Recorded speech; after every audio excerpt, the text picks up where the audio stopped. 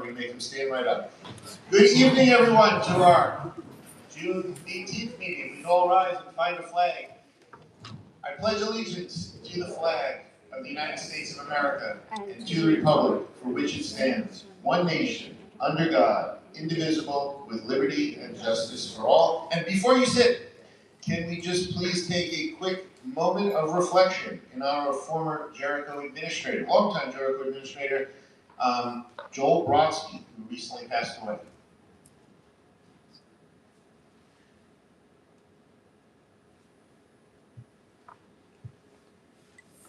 Thank you very much.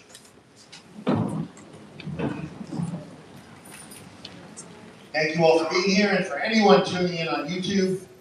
As we go, today is National Want to Get Away Day, an appropriate holiday for as we all approach the end of the school year. Hopefully our students, parents, faculty, and administrators are all in the process of completing plans for their next adventure.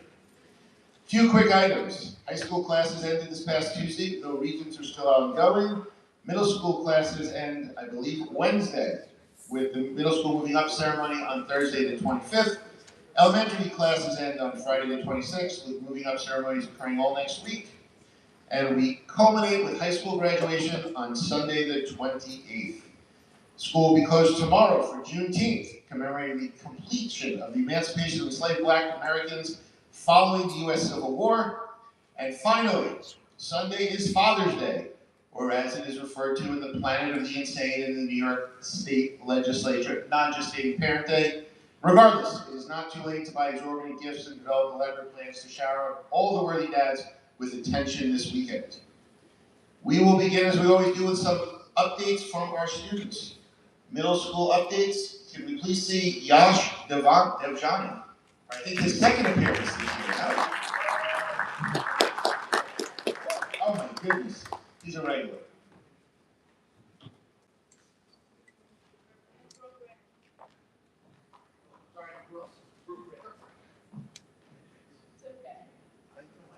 Sure.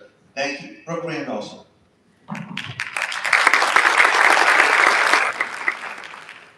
Good evening, my name is Brooke Rand. And my name is Yash Devjani. We are 8th grade student council representatives. It is a pleasure to be here this evening. The month started off with a book fair on June 2nd to June 4th. And perfect timing because our summer literacy leader reading program has begun. Middle school students who read 4 or more books this summer will be invited to a party in the fall at the middle school library. Do you find yourself reflecting on the past year once June hits? It's only natural. That's why our last nest group will be focused on our SEL theme for this month, reflections and mindfulness. This has been a busy month for our 8th graders.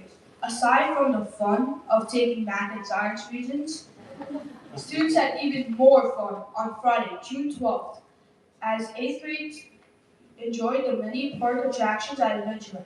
And on Wednesday, June 24th, the 8th grade graduates will celebrate at the Crescent Beach Club, filled with entertainment and great food. Finally, on Thursday, June 25th at 9:30 a.m., there will be an 8th grade moving up ceremony in the middle school and high school auditorium. And if the end of the school year makes you want to say, you are not alone. The middle school and high school spring choral concert was held on Wednesday, June 10th in the auditorium. It was a lovely evening. Thank you for all of the participants. This week, students from the middle school went to the University of Maryland to compete in National History Day. These students have competed at school, regional, state, and now finally the national level. We look forward to hearing the results. In addition, students in grades 6 to 8 participated in the Lowell Milkins Unsung Hero Artifact competitions. Student artists chose an unsung hero to research and represent visually to shine a light on the remarkable but little-known accomplishments. 6 finalists from Jericho Middle School were chosen by the organization. Congratulations to all who competed in the project. On Monday, June 15th, students had an assembly to listen to the remarkable life and story of a Holocaust survivor, as told by Dana Arshin, a 3-time Emmy Award-winning journalist and official storyteller for the Holocaust Memorial and Tolerance Center of Nassau County. She and Leo Ullman a Holocaust survivor, shared his remarkable story of courage, resilience, and gratitude. Leo was born in Amsterdam in 1939. He survived World War II as a hidden child, being sheltered by a Dutch family who risked their own lives to save him. After the war, he came to the United States, built an extraordinary life, and has dedicated himself to educating others about the Holocaust and the importance of standing up against hatred and intolerance. It was an invaluable experience for our students. Phew, so much going on. And the last day of school is Wednesday, June 24th, only 1 week away from today. Not like anyone's counting. And with that, the school year comes to an end, and it was a great year. We hope you have a wonderful summer.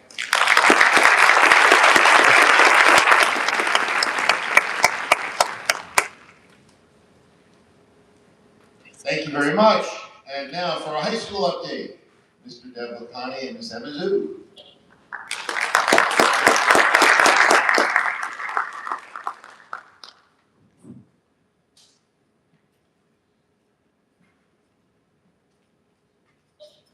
Good evening, everyone. Hopefully you guys know us by now, considering we're here every month, but I'm Emma Zoo, Student Council Co-President. And I'm Devlakani, and this is our final board event meeting of the year, and our last one here as students here at Jericho, so thank you for having us one more time.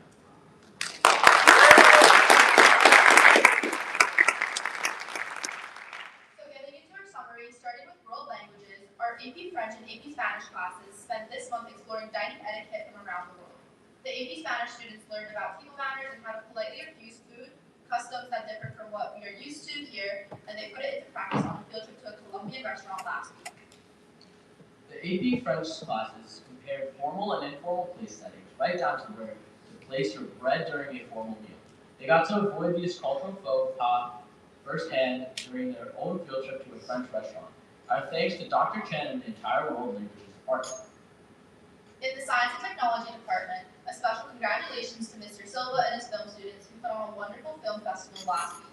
Mr. Silva also filmed and produced this year's valedictorian video, and we are grateful for all the work that went into it. The Science Department is also hard at work administering and scoring this year's Regents examinations and already planning for another great year ahead. Thank you to Dr. Ostroff and her team. And finally to athletics, as we close out the 2025-2026 school year, we are celebrating an outstanding year for Jericho athletics. Our student athletes brought home titles at every level, including a New York State champion, Long Island champions, county champions, and conference champions. Many of our student athletes also earned individual honors from All-State and All-Long Island to All-County, All-Conference, Conference Player of the Year, and Scholarship Athlete Award recognition, along with multiple school and personal records broken along the way. A huge thank you to Mr. Kornblum and the entire athletics department. Before we close out, we also want to take a moment to look ahead. While this is our last meeting, the Student Council is being left in wonderful hands. We are thrilled to pass the torch to Luke Rush and Asha Wong as your new co-presidents. And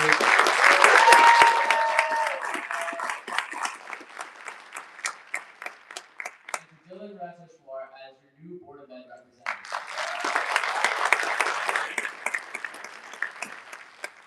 We have no doubt they're going to do really well, and we can't wait to see what they accomplish.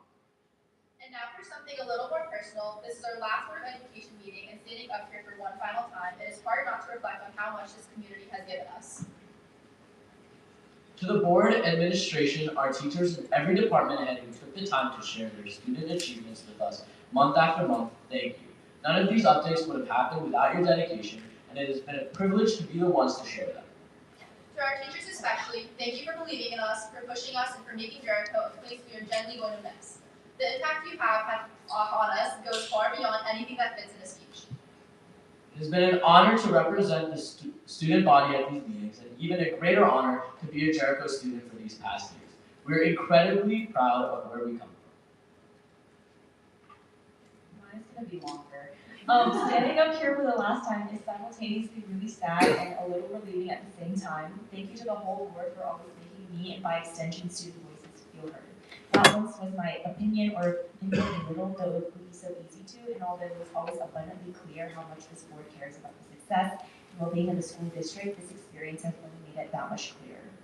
I've appreciated this experience from every every aspect from the talks about electric buses and scheduling to my own presentation about wellness and surveys.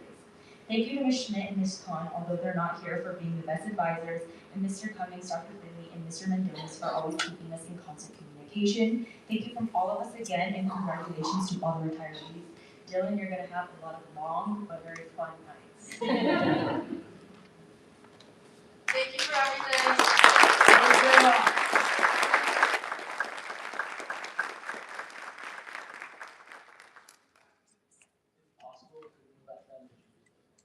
Mr. Lacani, I love that you asked for them to be recognized. Absolutely, we would love to hear from Ms. Wong, Mr. Rush, and Mr. Radishwar.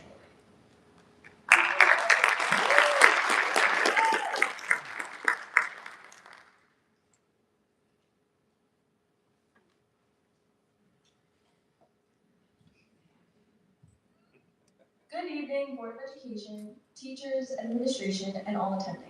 My name is Asha Wong, and I am one of the incoming General Student Council co-presidents.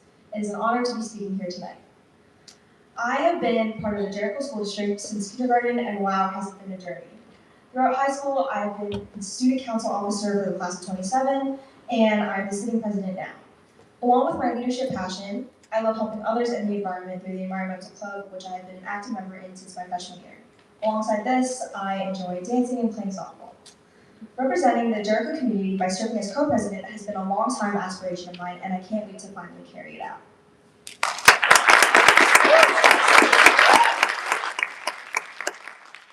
Hi everyone, my name is Jericho. I'm so excited to be here tonight as one of your incoming Student Council co-presidents for the 2026-2027 school year.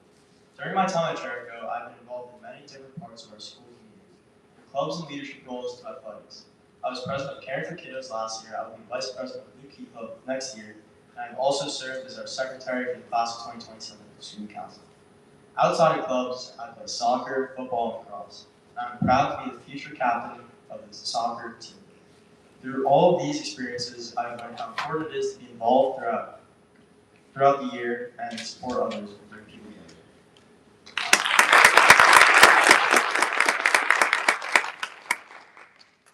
Good evening, everyone. My name is Dylan Radishwar, and I'm honored to serve as the Board of Education student representative for next school year.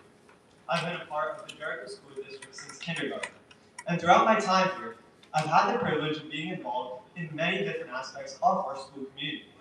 I've been a member of student council throughout high school, serving as both a class and general student council officer.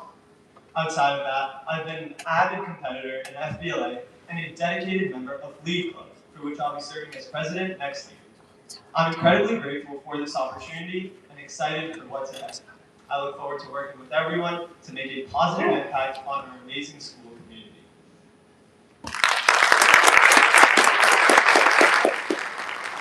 Again, I'd just like to take another moment to express my most sincere gratitude and excitement to work with all of you in the upcoming school year. And of course, none of us would be here if it weren't for the help and guidance of this year's General Student Council, who just recently united us and swore us into office in the past month. I'd first like to give a special shout out to Cynthia, the Board of Ed this year. You are brilliant, and I admire the bright light you bring into any time you enter the room. You will be sincerely missed, and it will be a challenge to fill your shoes.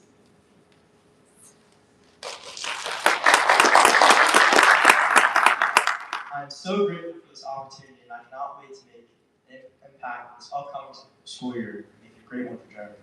Thank you, and thank you to Emma Zhu, who has been by my side all year wanting me to fill her shoes.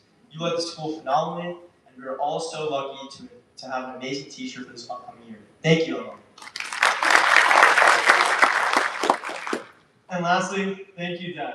I'm so lucky to have had you as both a friend and role model over the past few years. You're one of the most genuine, hardworking, and driven people I know. And it has been amazing and inspiring to watch how much you care about this school and the amazing people in it. Thank you for all of your guidance, support, and leadership this past year. Well, that's all we have for tonight. Of course, there's so much that makes Jericho special. So we are incredibly grateful for the opportunity to serve this community and excited for everything to come. We have a lot of great ideas in store, and we can't wait to bring them to life to help make next year one to remember. Thank you all, have a wonderful summer, and we'll see you soon.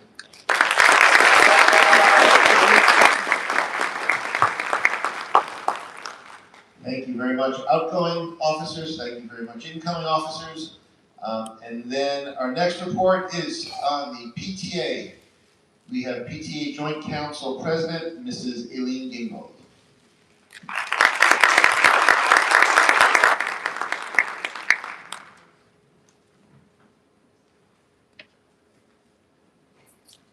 Good evening, Dr. Travis, Board of Education members, Central Administration, faculty, staff, and community members. My name is Aileen Gingold. I am President of the Joint Jericho PTA Council. It is my pleasure to be here at our final Board of Education meeting of the school year. On behalf of the PTA Council, we have a few special recognitions we would like to share. First and foremost, we extend our heartfelt congratulations to all of the retirees here tonight. Thank you for your years of dedication, hard work, and the lasting impact you have made on generations of Jericho students. Your passion for education and commitment to excellence have helped shape Jericho into the extraordinary district it is today. We wish you all the best in this next chapter and hope you know how deeply appreciated you are by the students, families, and colleagues whose lives you have touched.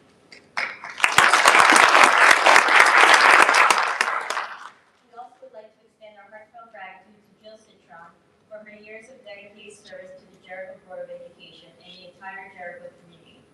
Throughout her time in Jericho, Jill has served many roles, from parent, PTA member, PTA president, to council president and Board of Education member. In every role, she has led with thoughtfulness, integrity, and an unwavering commitment to our students and families. Her leadership, compassion, and kindness have made a lasting impact on our district, and on behalf of the PTA Council, we would like to thank Jill for always putting our children first. We will be deeply missed.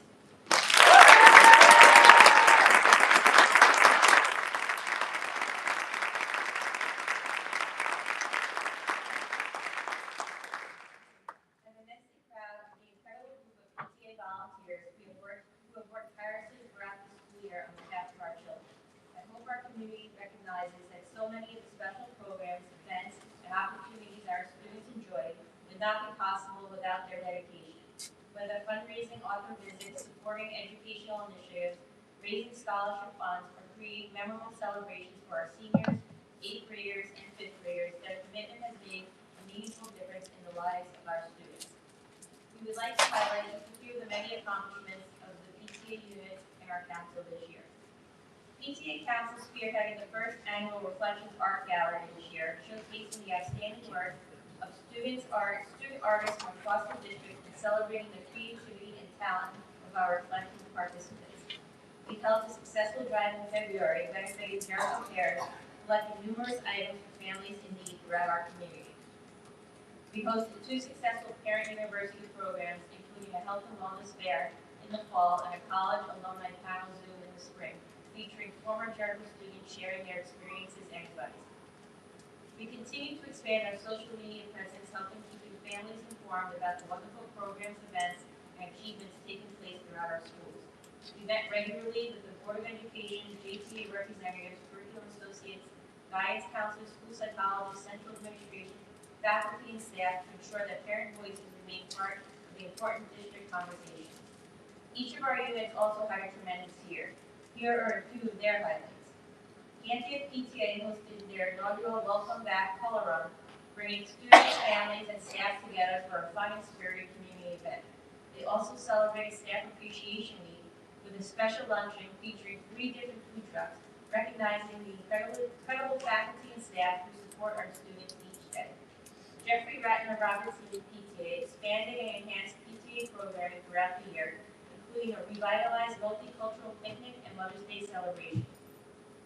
They also made sure to give back even more to their teachers and students this year with staff birthday celebrations, major event celebrations, staff break room send-offs, and increased student speakers and presenters. Jackson PTA hosted its first ever trunk or treat event, bringing students, families, and staff together for a fun and memorable Halloween celebration. They also presented its largest ever multicultural night, featuring a record number of student performers and the highest attendance in the event's history. Jericho Middle School PTA supported the annual Obeas Bullying Prevention Program centered around the theme Why Character Matters, featuring guest speaker Mark Leanweaver. They also supported impactful guest speakers, including Dr. Dewey, who addressed the effects of addictive technology, gaming, and substance abuse, as well as authors Caitlin Frienka and Liz Welch, co-authors of I Will Always Write Back.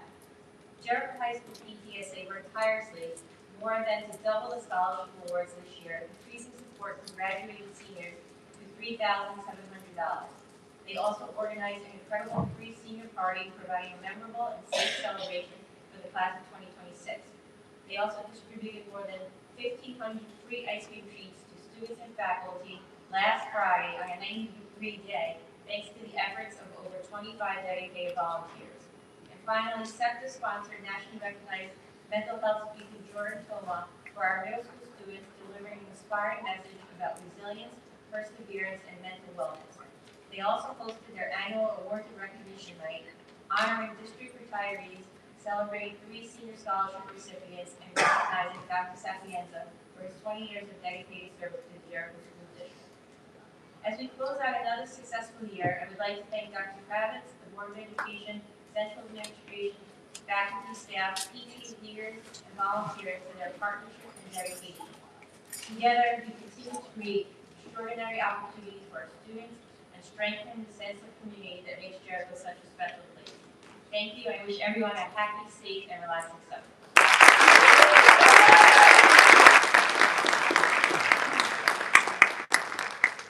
Thank you very much, Mrs. Gingold. From looking around the room, seeing many unfamiliar or infrequent faces here, we know it's a special night here at our board meeting as we recognize the retirees that have been contributing for many years to our district. We have a litany of them to go through. So without any further ado, we will start off with Dr. Divya Balachandar speaking about our retiring board member, former board president, Mrs. Jill Citron.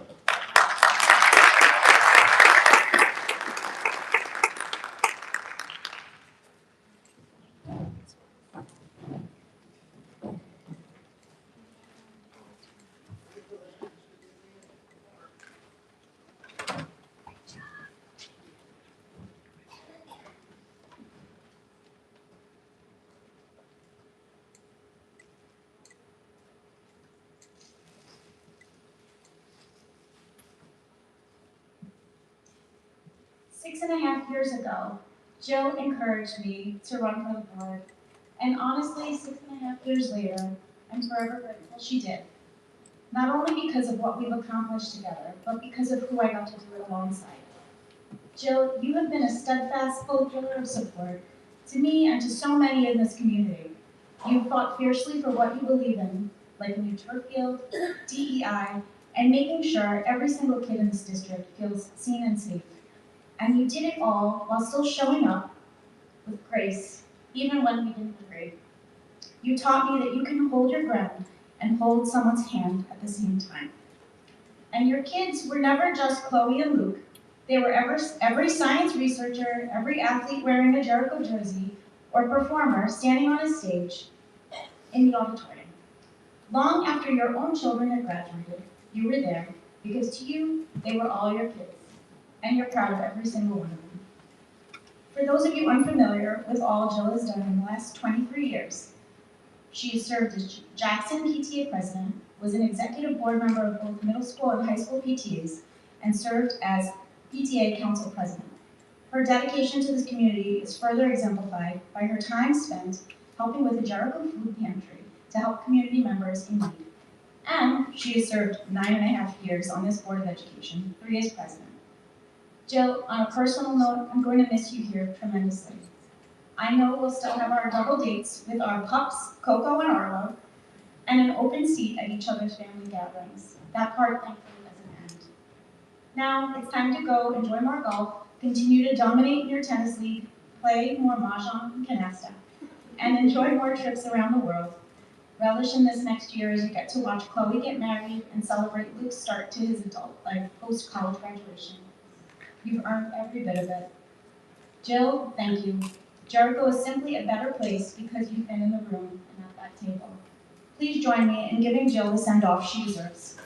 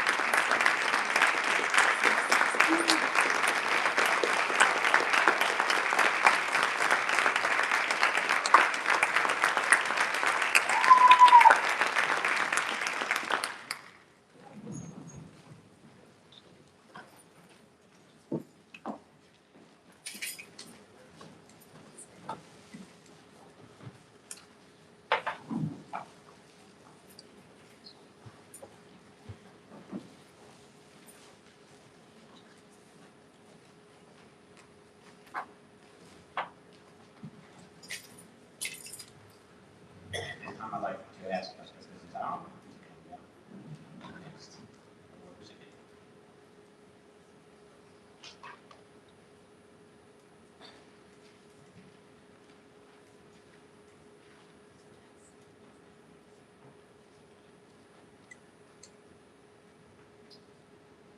Mrs. Nikki Coffey, would you mind coming down and joining us, please?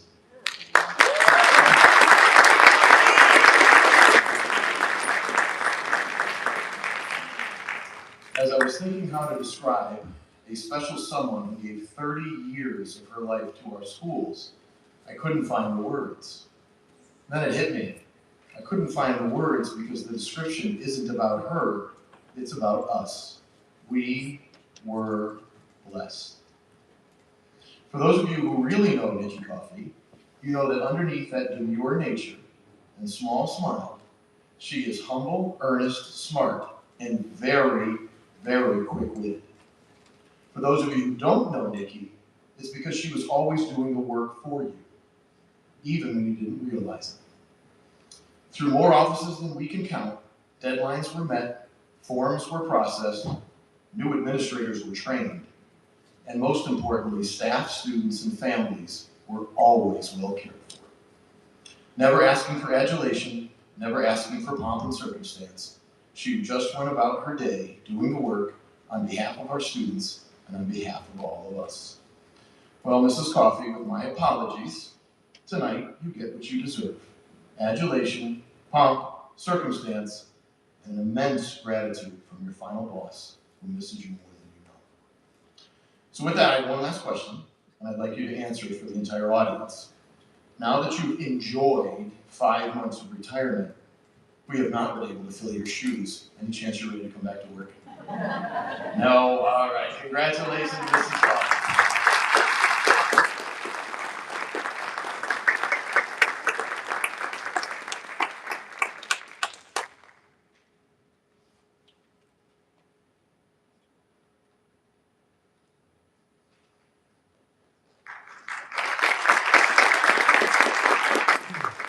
Excuse me, Dr. Rivera.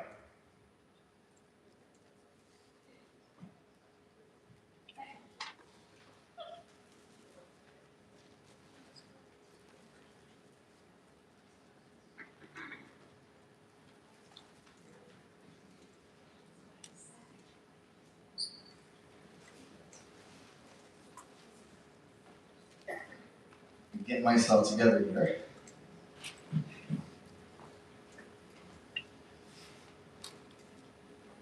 I'd like to call out to join me, Lori Salzman.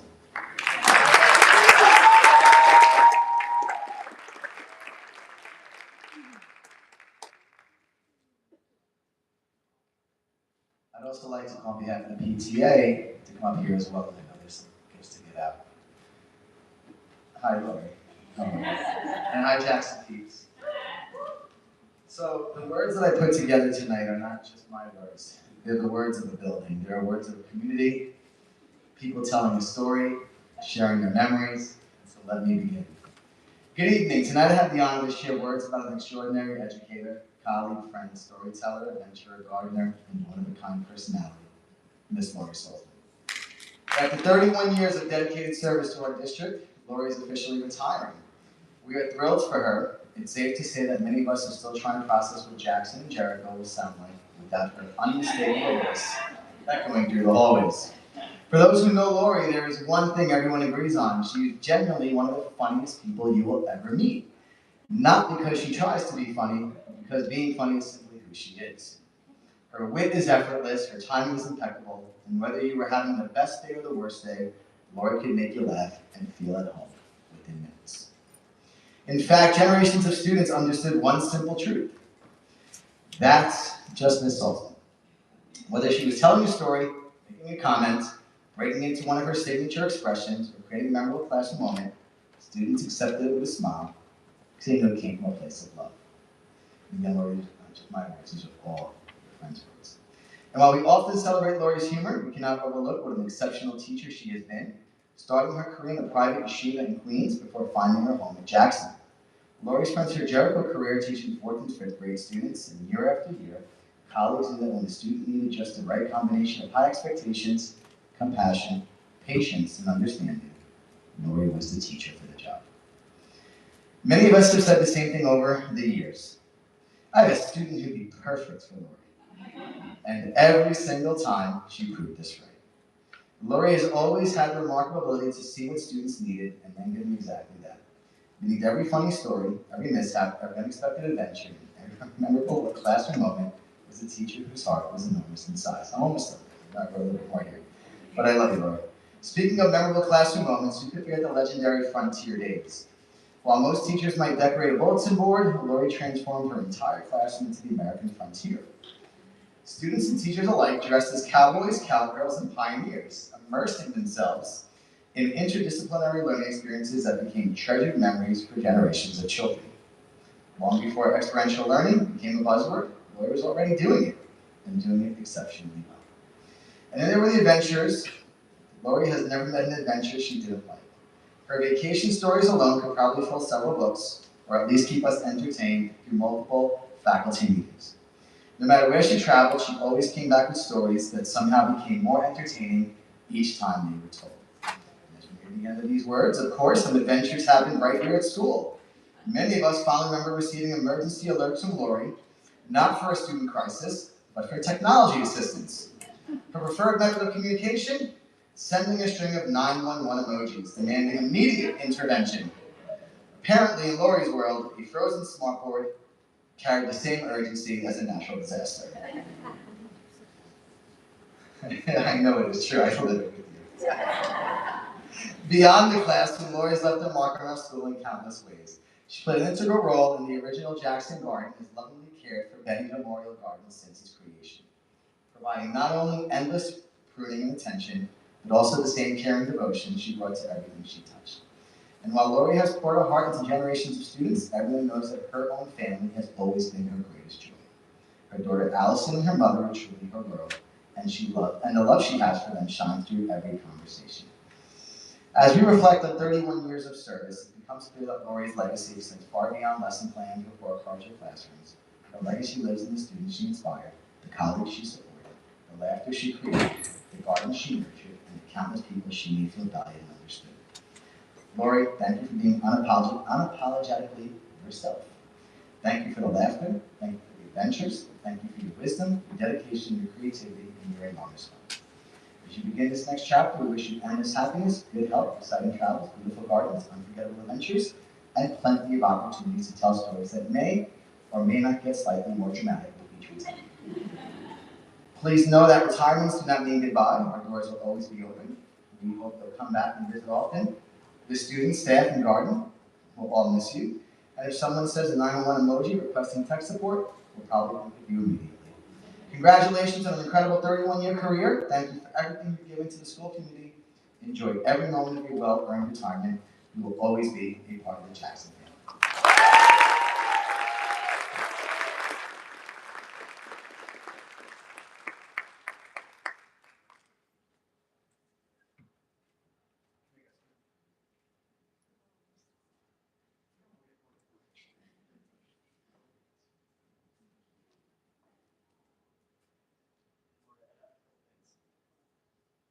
This is my speech for you.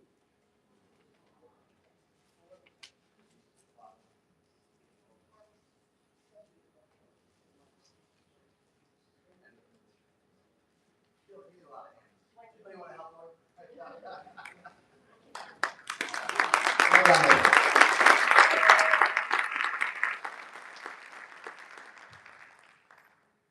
right, I'm still here for two more, so sorry about the length of that. I would like to call up now to join us, Mrs. Carrie Madison. Please come up.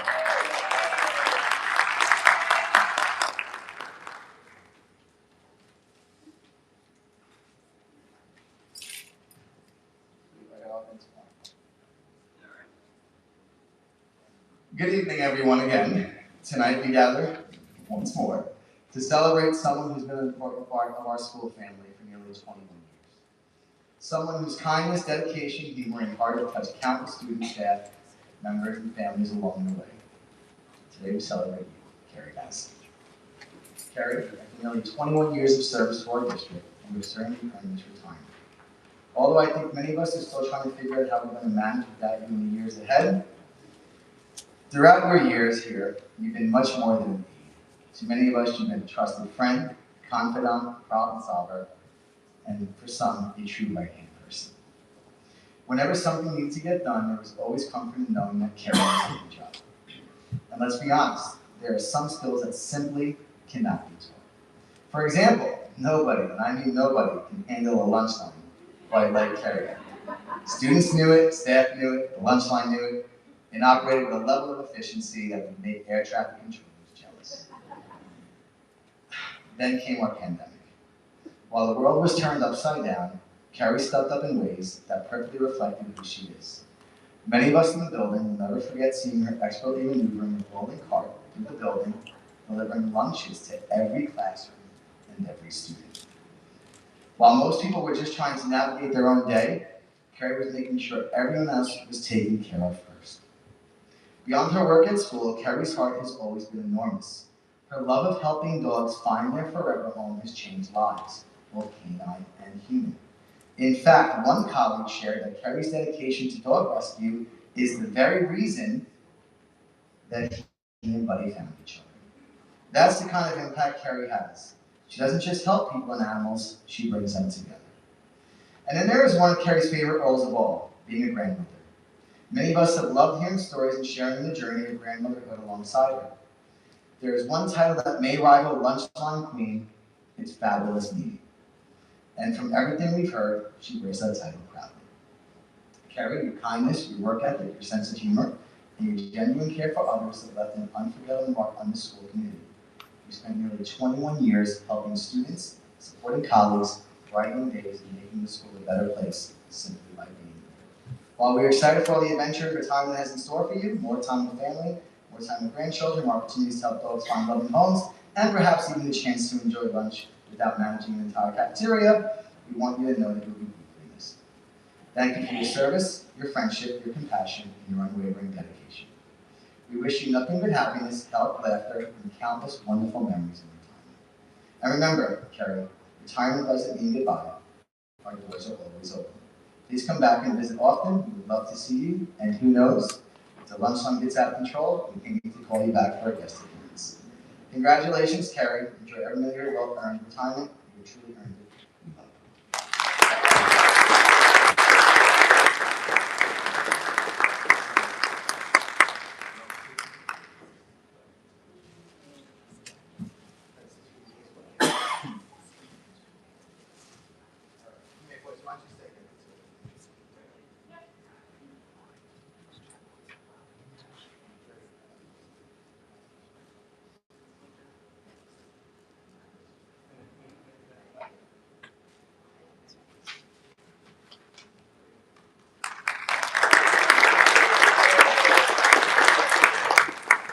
So we have one more for Jackson, and this one, you know me, I love dogs. I love anything that has to do with animals. They put smiles on their faces in ways you can never even imagine. And they're not just dogs, they're family. And so for anyone who doesn't know, Jackson has had the fortunate opportunity for the past 9 years to welcome Moby Motkin into our school. And so at this point, I'd like to bring down Moby Motkin.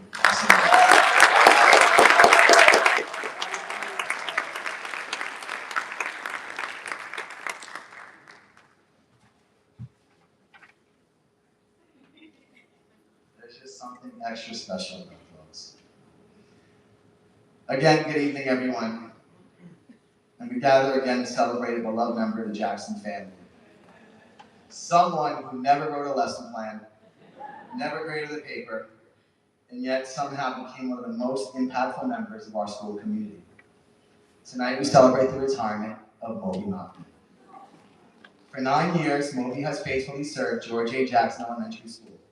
While many employees earn recognition for their hard work, Moby may be the only retiree in district history whose performance reviews consisted primarily of tail wags, belly rubs, and requests for more treats.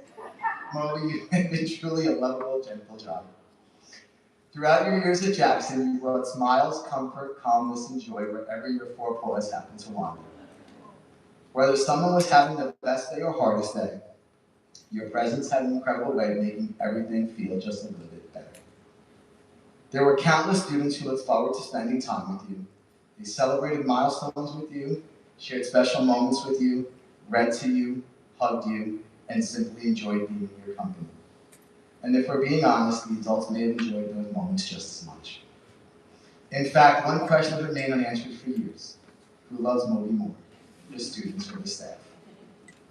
After extensive research and careful observation and absolutely no scientific evidence whatsoever, they concluded that the answer is everyone loves Moby. Moby was much more than a therapy dog. He was a source of comfort during some of our most challenging times. There were days when a hug from Moby could take away the stress of an entire day. There were moments when simply seeing him walk through the hallway seemed to lower everyone's blood pressure. He had a remarkable gift for bringing calm to any space he entered. Students felt it, teachers felt it, staff felt it. Each visitor, even visitors who met him for only a few minutes understood that Moby possessed something special. And while most therapy dogs focus solely on emotional support, Moby apparently expanded his professional portfolio over the years. One colleague noted that he wasn't only a safe place to release anxiety and negative energy, he was also an inspiration for behavior plans. Think about that for a moment. Most of us spend years studying behavior management techniques. Moby simply showed up, laid down, and somehow became the gold standard. Not bad for someone whose primary qualifications include being adorable and accepting unlimited ear scratches. Moby, your impact on the school cannot be measured by test scores, data charts, or report cards. Your impact is measured in smiles, in moments of comfort, in reduced anxiety, in happy memories, and in the countless children and adults whose days were brighter because you were part of them. As you begin retirement, we hope your days are filled with everything you've earned: long naps, unlimited hugs, extra treats, favorite toys, sunny spots on the floor, and absolutely no meetings. You spent 9 years taking care of us. Now it's our turn to wish you retirement full of relaxation and happiness. Moby, thank you for every comforting visit, every tail wag, every cuddle, every moment of calm, and every reminder that sometimes the best support doesn't come from words at all. While we are excited for this next chapter in your life, please know that retirement does not mean goodbye.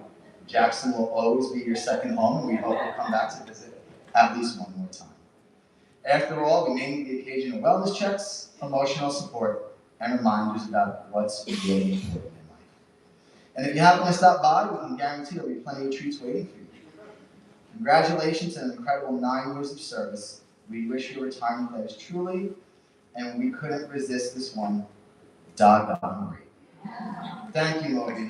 You will always be a treasure and Moby Jackson forever.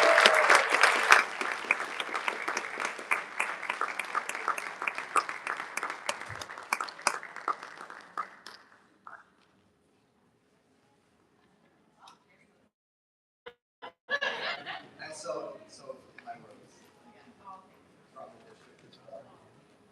From the district as well.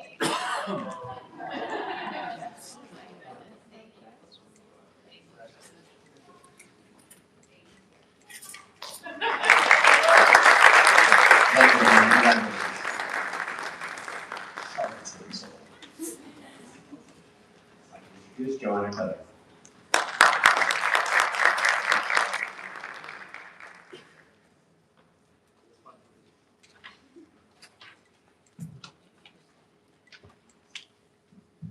No one should have to follow Alex or a dog that I'm just going to start with that. Sorry, a little short. I'm so honored to speak on behalf of two amazing women from the Ratner Siemens family. I'm going to start with my friend, Miss Britt Vance, and Vicki, come on down.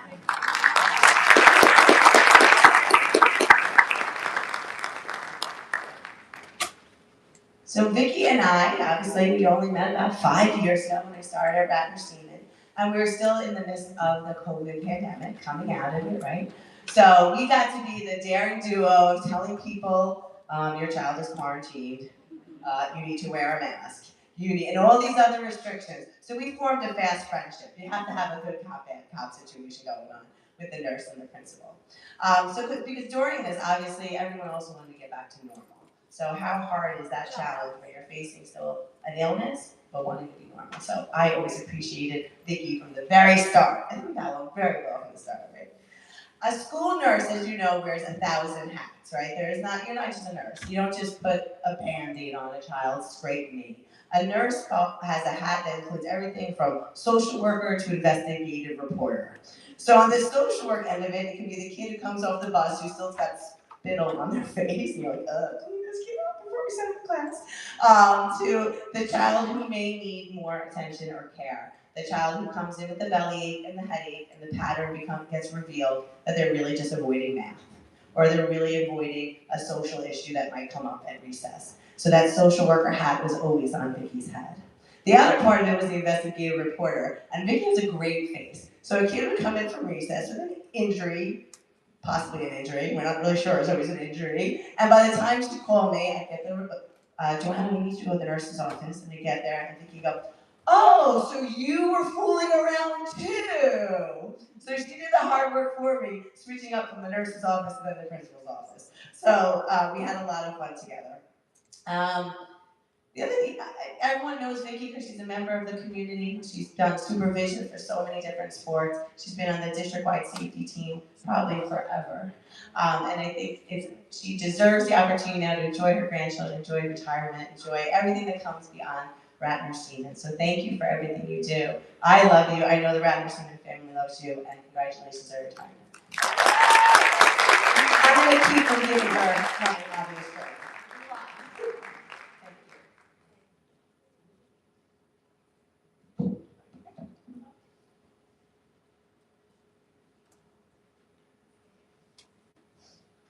Thank you, Vicki.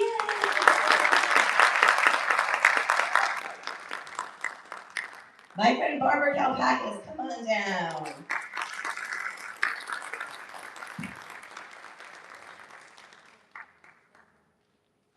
So Barbara is retiring after 29 years in the Jericho School District. I like to call Barbara the fashionista of Ratner-Seaman. I think she could teach me a lot about fashion and how to dress. Over the last 5 years, Barbara has always been open to ideas. I'm one of those people like, oh, I have an idea. No teacher likes to hear their principal has an idea. Let's just be honest. But she took every idea I had and implemented it right from the get-go. So she said, hey, let's try Haggerty. Barbara said, absolutely, let's do it. This year in library, they were working on AI, podcasting, and Barbara's like, can you observe me doing a podcast? And I'm like, seriously. So Barbara, I see, on top of being a fashionista, she's definitely a risk taker. Over the years, she worked at both Cantiac and Seaman. Her creativity can be seen throughout her classroom. She takes tremendous pride in every one of her children. They grow leaps and bounds, and she drags them to the office to show it to me. Let them read to you, Mrs. Clever, and it's the best thing ever. She likes to give her children an audience that makes them feel really good about the growth that they made, and she is by far their biggest cheerleader. Barbara can be seen at all kinds of events. I can depend on her to show up at our fall festival or our picnic around the world. She was on the site-based team and everything else over the years. She always spent her time dedicated to her students and to her parents and built strong and positive relationships with all of them. In her retirement, Barbara's looking forward to family, friends, and travel to the Blue Zones. If you don't know what the Blue Zones are, that's where the most, I'm going to say this word wrong, centenarians live. So people who live over the age of the 100 due to their lifestyle of low stress and rich social interactions. So a popular saying in Costa Rica is Pura Vida, which is, I guess, really means a pure life or live well. So congratulations, Barbara.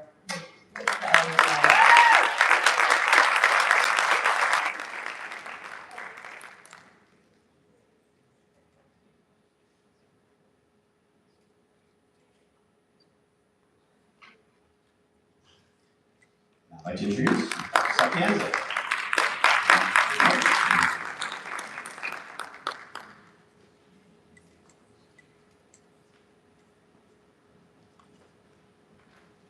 Good evening, everyone. Tonight we would like to celebrate and honor someone truly special, Michelle Schleifer.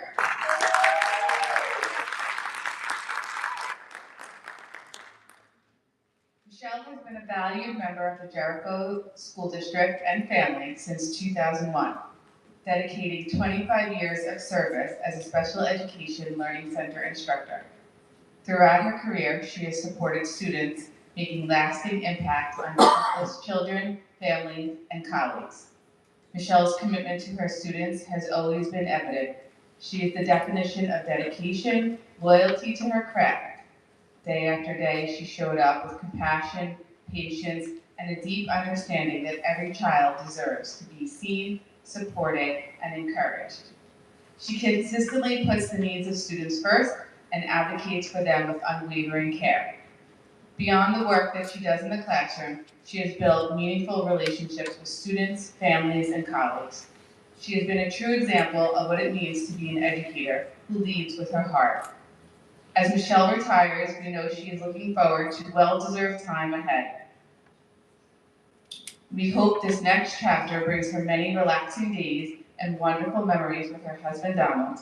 We also know how excited she is to have more time to enjoy the moments that matter most, especially time with her new granddaughter Carly and her two daughters Sheena and Danielle.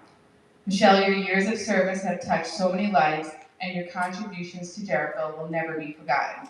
The students you have supported and the colleagues who have had the privilege of working alongside you are better because of you.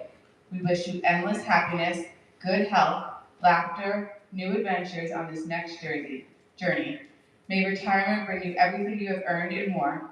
Congratulations, Michelle, and thank you for your incredible 25 years of dedication, compassion, and service. You will always be part of the Jericho family.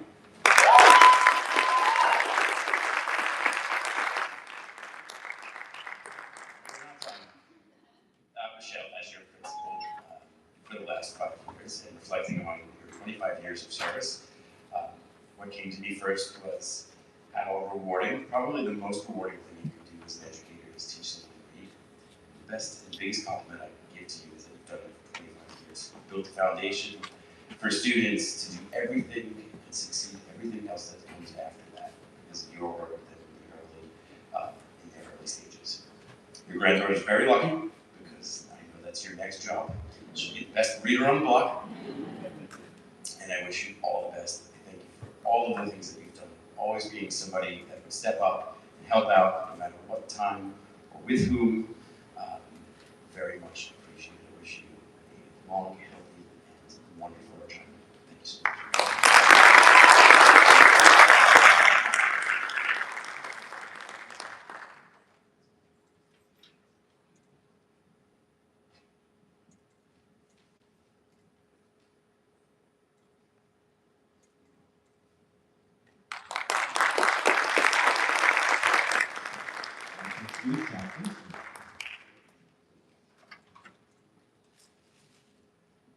Could I ask Ms. Charlotte Drogan to join me at the microphone?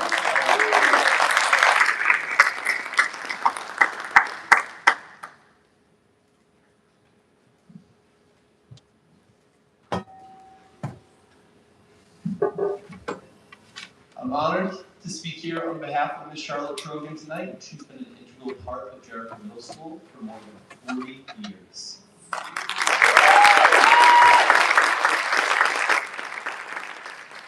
Permanent building substitute. Ms. Drogan's always been the person we could count on. And while she specialized in physical education, there wasn't a classroom, subject, or situation that she couldn't step into with confidence and professionalism. Managing a middle school physical education classroom is no small task, but Charlotte always did it with patience and a genuine care for students. Her flexibility, dependability, and positive attitude made her an invaluable member of the staff. In addition to supporting our students and teachers every day, Charlotte also served as president of the Substitute Teachers Union, advocating for her colleagues and helping strengthen the substitute program across the school district. Charlotte's always approached her work with a smile and a willingness to help wherever she was needed. She's been a steady and reassuring presence for both students and staff. Now, after years of dedicated service, it's time for Charlotte to have a well-deserved retirement. We know that she's looking to spending more time with her family, especially her grandchildren, whom she absolutely adores. And if her recent trip to Switzerland is any indication, Her retirement is already off to a wonderful start. Charlotte, thank you for everything you've done for our school community. We wish you many years of happiness, travel, and all the joy that retirement can bring. Congratulations.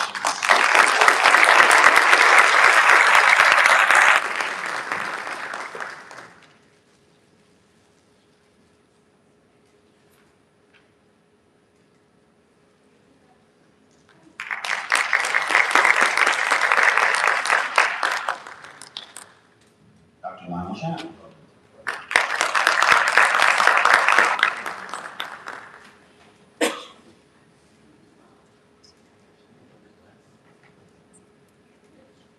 I'd like to invite Mrs. Rodriguez.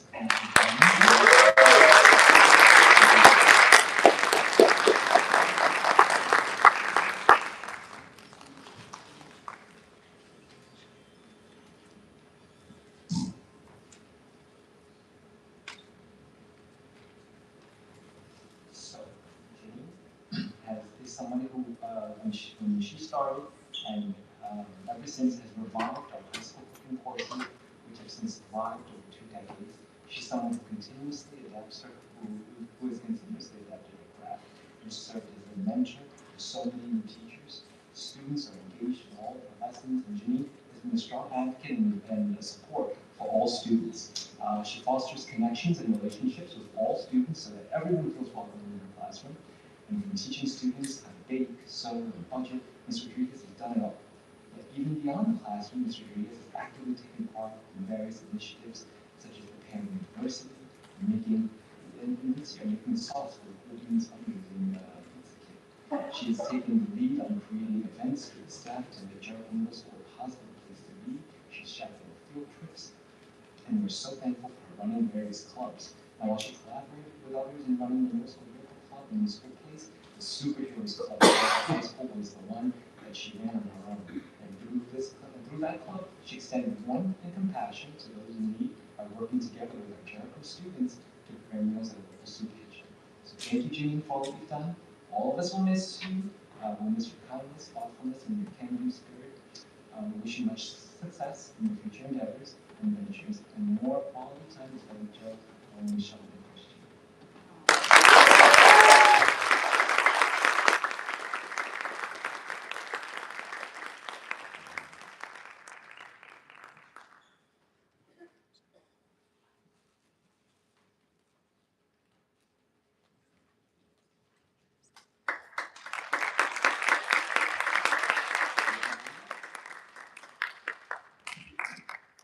Diane Hahn, come on down. You're the next contestant of Retirement is Right.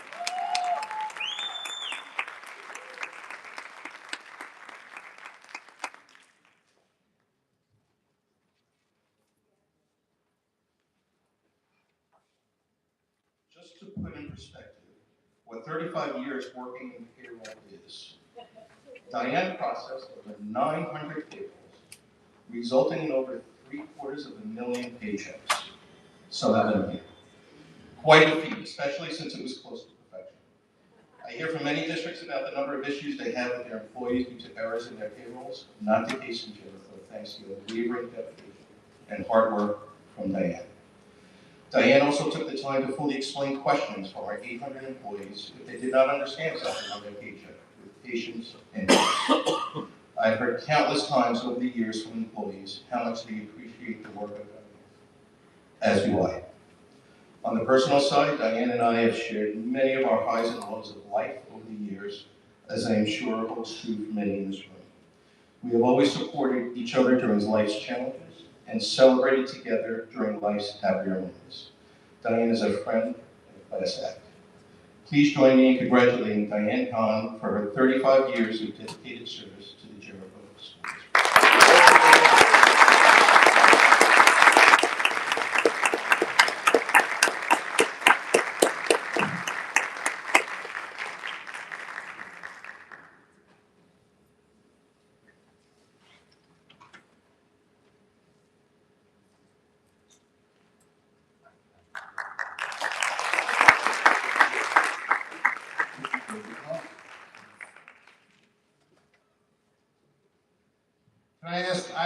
Reshev to come on down.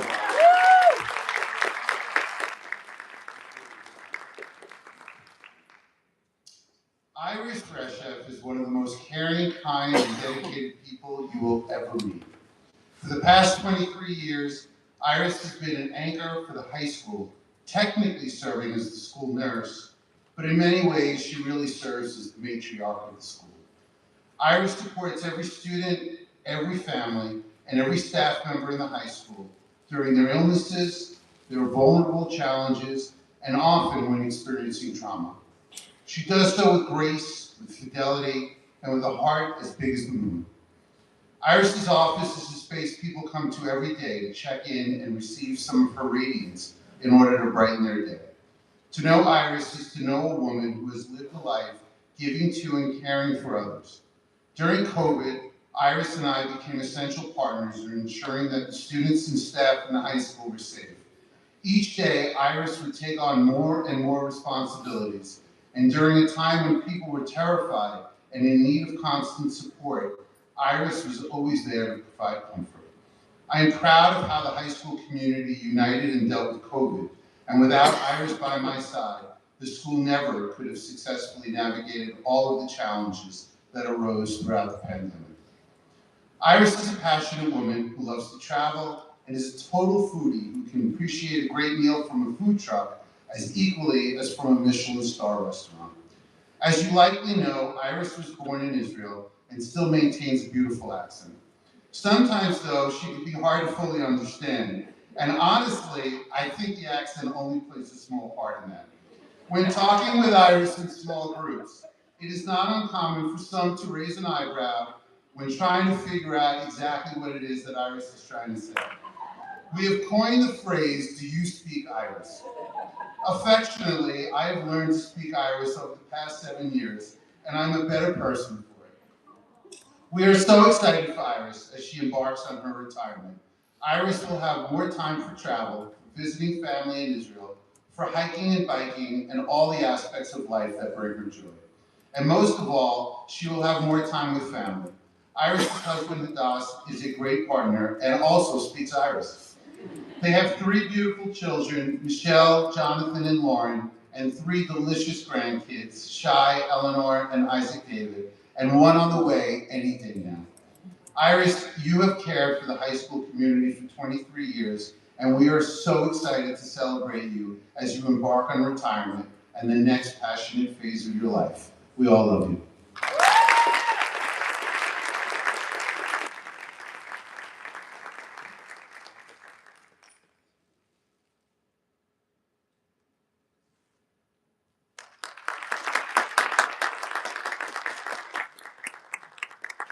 I now have the honor and privilege of speaking on behalf of Brian Cummings.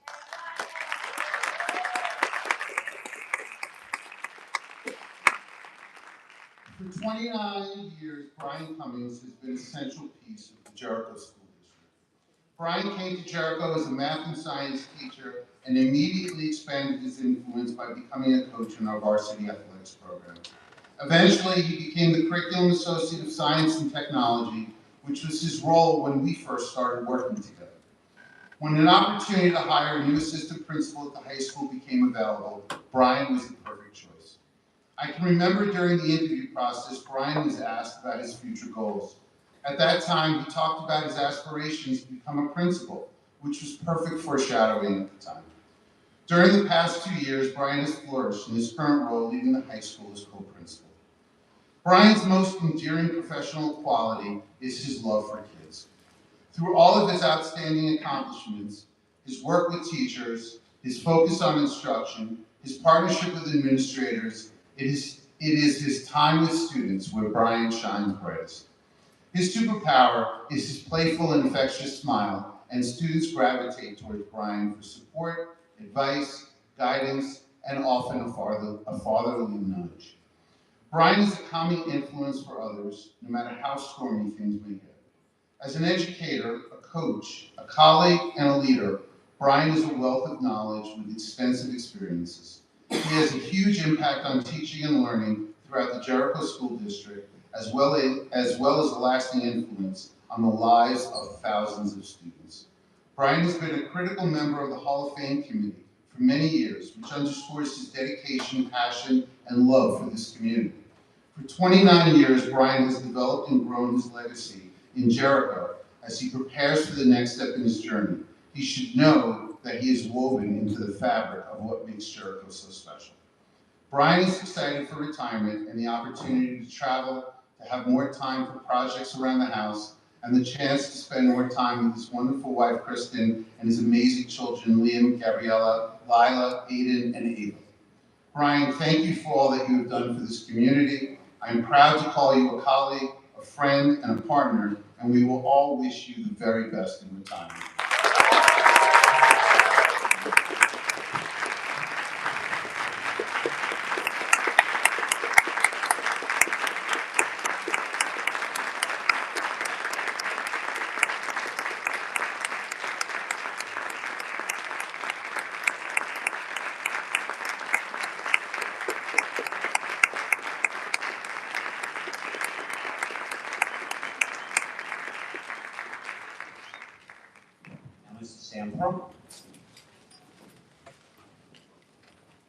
Please call up Ms. Cynthia Sien. You look surprised. Come on down. And you've already heard this evening a little bit. For the 26-27 school year, Cynthia served our district as the student school board representative. In that role, she has shared the perspective of the Jericho student body with wisdom and insight, providing information and opinion that help shape the board's thinking through some of our most consequential and controversial decisions. While Cynthia only arrived in Jericho 7 years ago, enrolling in Jackson Elementary, her contributions and accomplishments have been tremendous.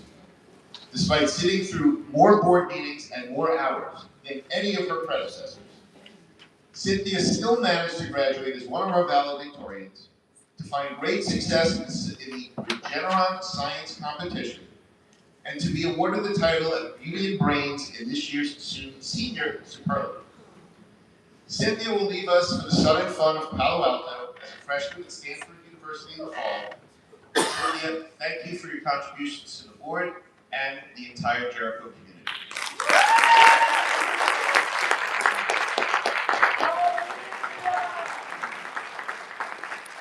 Cynthia!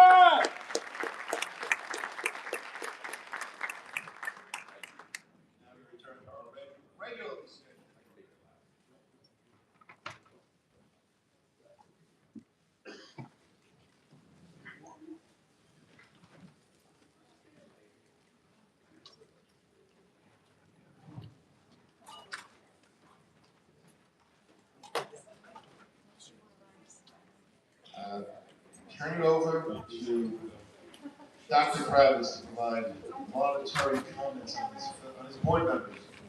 I'd like to recognize, she's not here tonight, is Jennifer Bartonoff, who has completed our earning Level 2 Board Excellence Award from the New York State School Boards Association. I'd like to recognize Mr. Sam Perlman, achieving Level 3 Board Mastery Award of the New York State School Boards Excellence. Leah Chandra, to earning Level 3 Board Mastery Award from the New York State School Boards Association.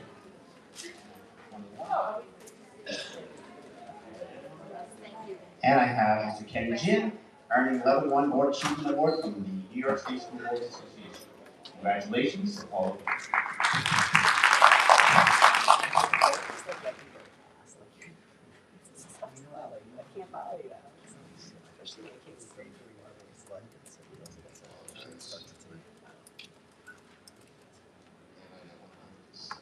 Yes.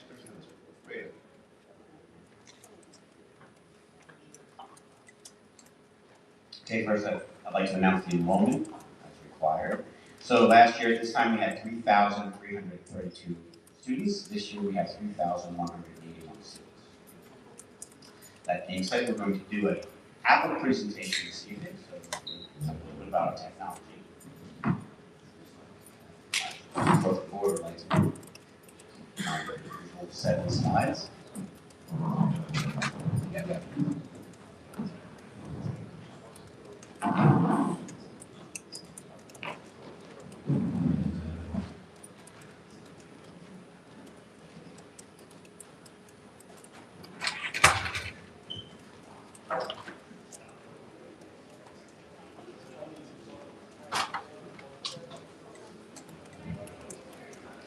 So, just a quick overview of we've been working with a lot of the teachers and coming up with some ideas about technology.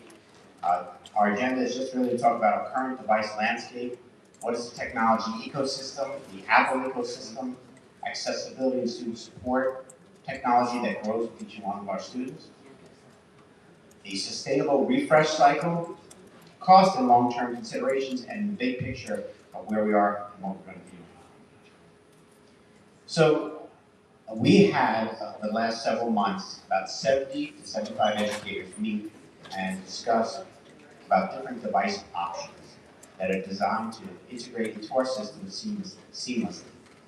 The goal was to enhance our students' learning experiences through their educational journey. We had multiple devices presented and discussing the features. So I want to make it clear about what we currently have. We have in this district 3,755 Chromebooks, 875 desktop PCs.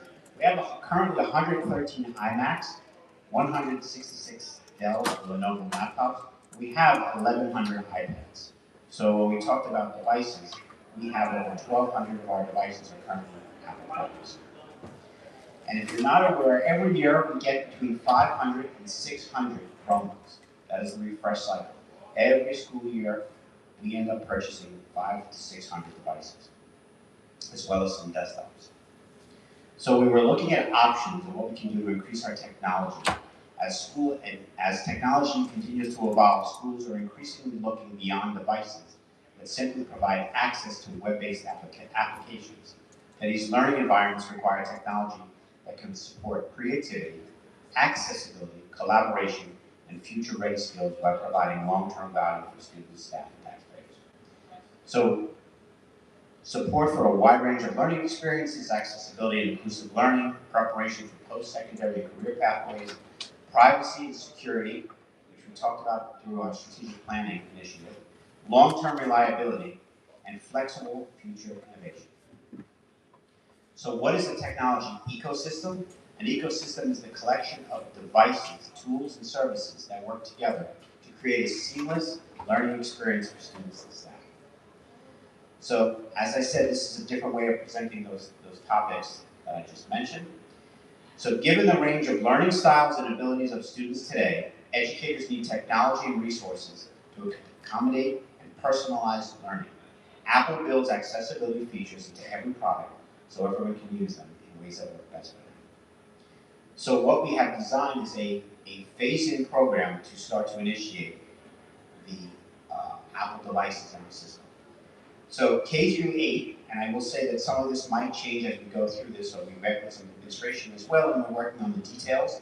But starting in kindergarten, they will receive a new iPad. When they get to 6th grade, they will refresh with an iPad as well. And 9th and 12th grade will be working with MacBook Neos. Now we've also listened to the teachers, the administration recognizing that the math and science students need a touch screen. So in order to do that, we are going to take some of those 1,200 devices that we currently have and start to bring them into the classrooms for math and science. And we are ordering 380 staff members to have the MacBook Neo. So what's the takeaway? The initial cost, which we'll compare in the next slide, is $400 to $500 per device. We expect a longer lifespan. The annual cost, approximately $100 per year, will be spread over the lifespan. A higher durability, lower rates of hardware repair, a higher battery performance, supports everyday classroom, and in speaking to the students, who especially in the advanced classes, we recognize that especially in the science research program, they're using their own MacBooks as well. So eventually we will lead to that. Software longevity and performance over time. As I said before, accessibility. Many of the options that we currently have that we need, we have to have add-ons for our Chromebooks. Accessibility, such as text-to-speech or speech-to-text, voice over screen, multiple languages, live captions, voice control, switch control. All of those are available on the devices that we're looking to purchase. So again, the train of how we're going to go, the roadmap, starting in kindergarten, when we get to 6th grade, we refresh, and as every student enters a new school, they will have a new device. So really what we're looking at is purchase, deploy, use, and because of the high resale value of these products, we are able to sell them back and help reduce the long-term costs. Again, purchase, deploy, and use. So the magic question was, when we started this whole project, why did we embark on this idea? So the current pricing structure is as follows. A brand new MacBook Neo is $499. A brand new Dell Chromebook is $529, based on the new costs that are happening with devices, with the chips, and bringing them in. So in essence, it's actually a less expensive option for a better product. In addition to that, we're using the iPads to support the needs of our students. So the final thought is really today's technology it's not just a simple purchase, it's an investment in learning for all of our students. Our proposed technology ecosystem creates a sustainable cycle that supports students, empowers staff, and protects taxpayer resources. By strategically deploying, maintaining, refreshing, and repurposing devices, and that's why we see each year as a different year for returning these devices, Jericho can provide reliable access to technology while maximizing the value of every investment. Thank you.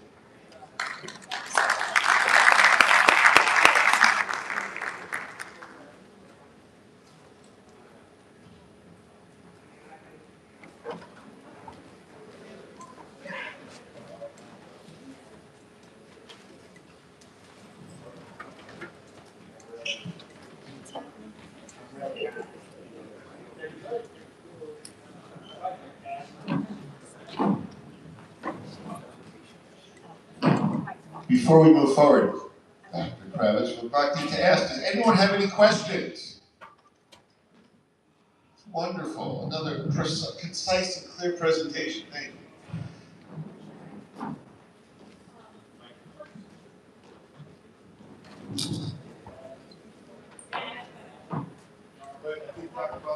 Just a quick question about the electronic waste. I meant all of these Chromebooks. What will we be doing with them? And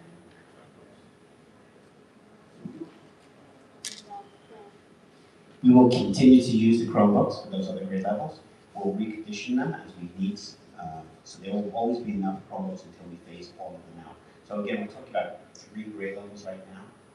And over the years, as more and more grades are integrated with the Apple products, then we'll start to phase out the Chromebooks. Yes? It would start in the fall. So our first purchase would be for the staff and those 3 grade levels. And that's the first, actually, because the 25-26, which is the current school year, we have yet to use the purchase of the 500 devices, so that will be our first. And then the 26-27 purchase will begin in the summer, and that will be the first of roughly 1,000 devices that we'll start.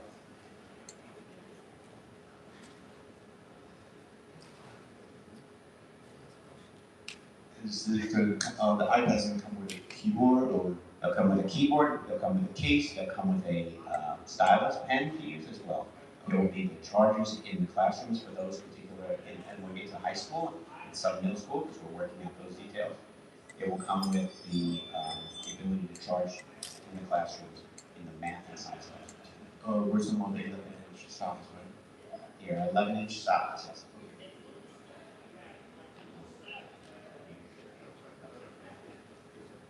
Yes, question, Letitia? Thanks. In terms of the Google Workspace that the kids are pretty embedded in now, Google Docs, Sheets, everything stays the same.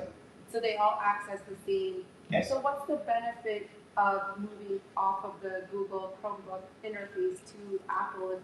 What are the learning tool benefits aside from maybe the device, the hardware, the durability, which is not a small thing for sure, but from an educational access standpoint, how does the MacBook sort of change that? So the MacBook changes it because the actual device is more powerful than MacBook Neos, and the iPads are more powerful than the Chromebooks that we currently have.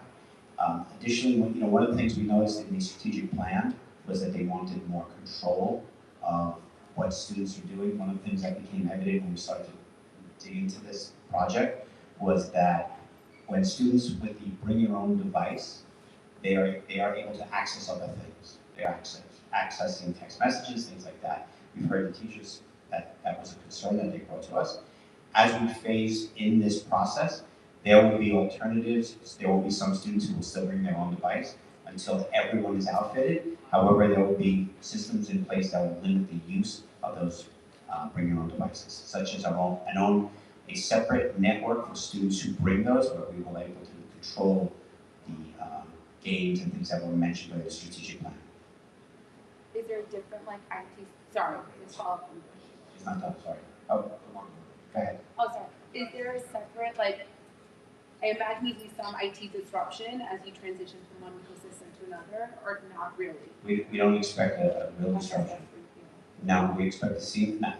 There's always disruption with anything, always change, but we're trying to minimize it at least as possible, and that's why there's a phased-in approach. We financially, just overall, we want to do one grade per building each year, so that 3 grades in 1 year, 3 grades in the next year. By the time 3 to 5 years from now, everyone will be phased in, and then we'll be able to control a lot of things that were brought to our attention during that strategic plan, also giving the students a more powerful device.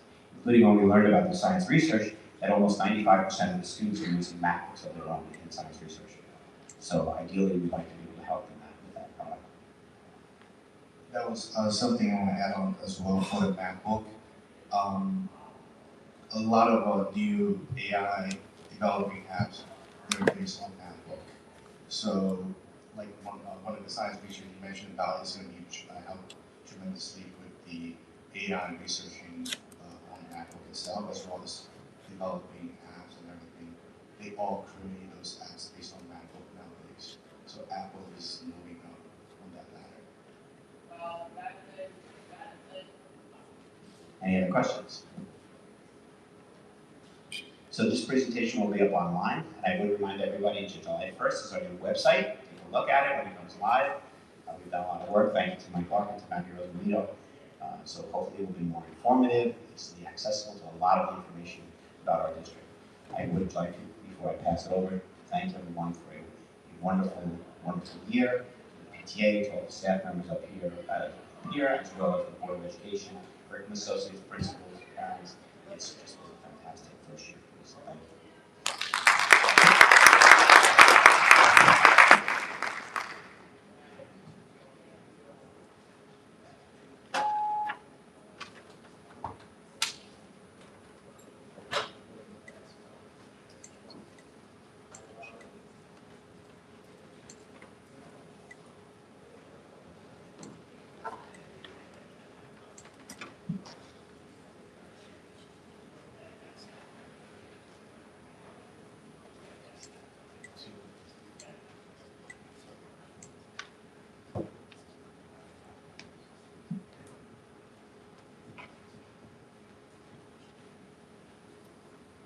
We've got such a jam-packed thing, we're trying to split it all in. Before we get to the opportunity for public heard, 2 more items. Early this evening, the audit committee met with the district's 3 auditing firms. Our external auditing firm, Coleman & Danowski, our internal auditing firm, now Rocky, their name is impossible, now Rocky Smith, and our claims auditor, MK Consulting. We're happy to report that we continue to get very clean reports from all these firms, and we'll continue to implement the suggestions we received. Later tonight, as part of our schedules, we will be accepting Rocky's internal audit report for the 26-27 year. 25-26 school year. I apologize. Oh, I'm seeing into the future already. We have the pleasure this night of also, as we say goodbye to many of our retirees, to also welcome some new instructional appointments. If you are here when I call your name, it would be great if you stood up and showed us, to everyone who doesn't know you, who you are. The motion, whereas Superintendent of Schools has recommended the appointment of the following persons to a probationary period term in accordance with Section 3012, Subdivision 1A of the Education Law. Now, therefore, be it resolved that the following be appointed to positions indicated, the annual salary, and for the period set forth. Gregory Boyle at Ratner Seaman, Jacqueline Diaz Hansen at Cantel, Julianne Kerr at the middle school, and Brett Powell at the high school. Do I have a motion? Thank you, Mr. Jin. Second. Thank you, Dr. Balachandra. Any further discussion other than congratulations and welcome, and we look forward to celebrating your retirement in 30 years. All in favor? 4-0. Thank you very, very much. Thank you for bringing that to our attention. Now, unless any of my colleagues have anything to add before we move forward in the agenda, opportunity for the public to be heard. If you would like to make a comment, that was it. That was the, when we get to, if you'd like to make a comment or ask a question, please approach the microphone, tell us your name, and if you're representing a specific group, your affiliation. If you would like your statement to be included in our board minutes, you must hand a written copy of your remarks to our district clerk, Victor Manuel, before leaving tonight. As always, public discussion on matters related to staff and students during which their reputation, privacy, or right to due process or those of others could in some ways be violated is prohibited. Ms. Davis, please proceed.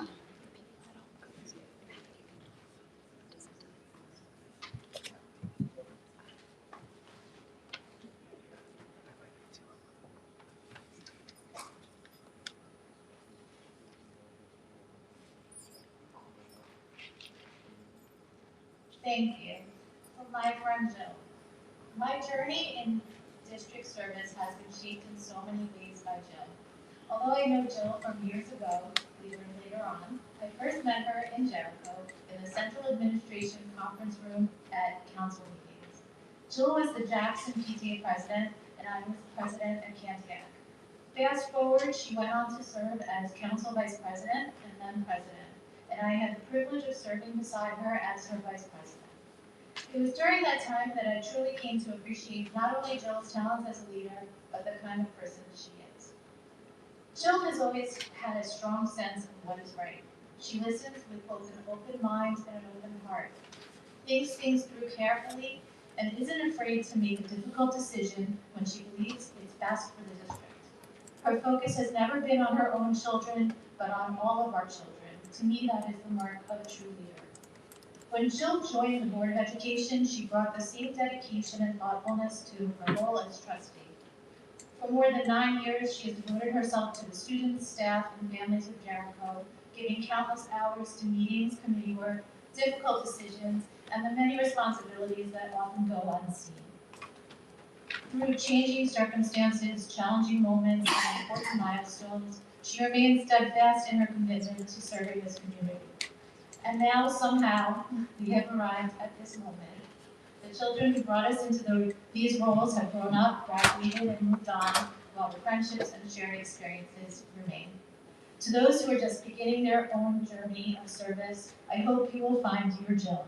We experienced wonderful moments together and difficult ones too, but what I will carry with me most are the memories, the laughter, the partnership, and the friendship that grew from working side by side. Jill, thank you for your countless hours you've devoted to this district over more than 9 years as a trustee, for your integrity, your compassion, and your willingness to do the hard work that leadership requires. Jericho is better because of your service, and I am better because of your friendship. Congratulations on completing this chapter. I know that whatever comes next, you will approach it with the same grace, dedication, and heart that you have brought to every role you've held.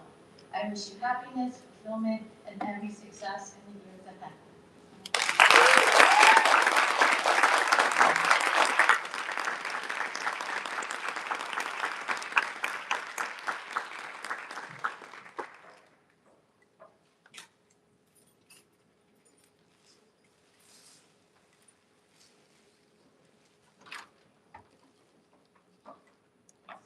Hold on, wait.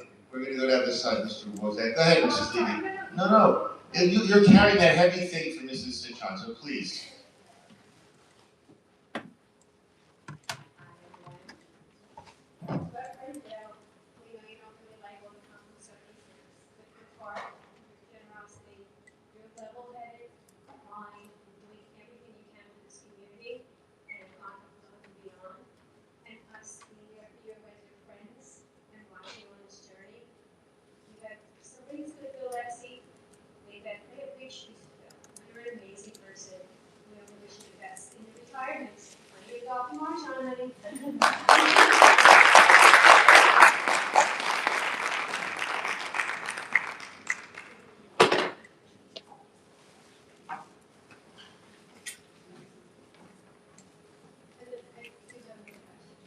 Go ahead.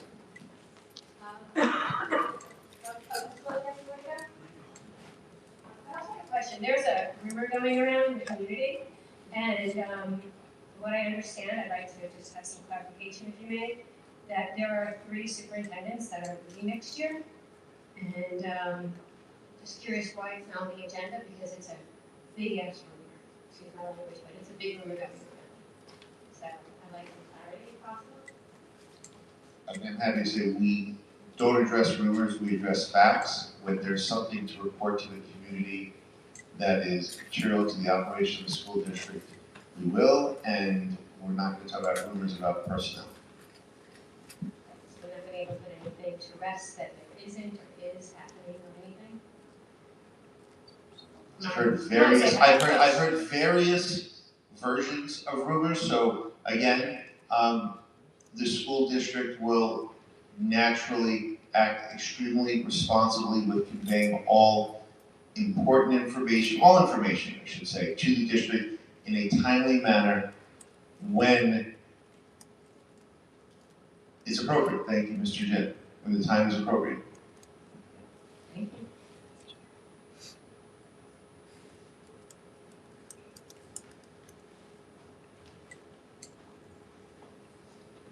Mr. Wozniak, please.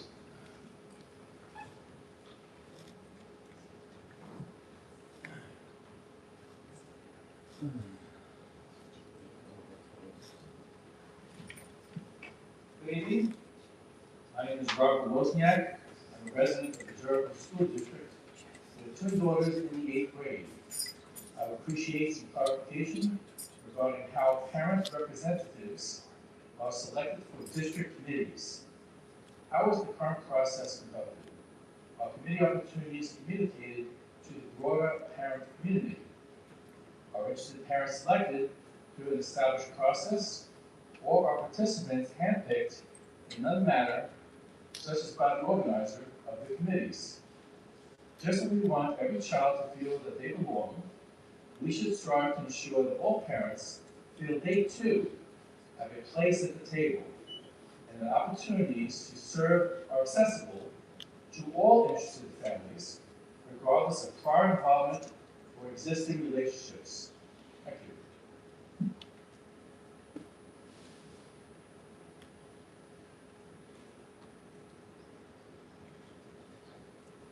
Thank you for your question. So in the case, each committee is different of how it is formed and what the purpose is.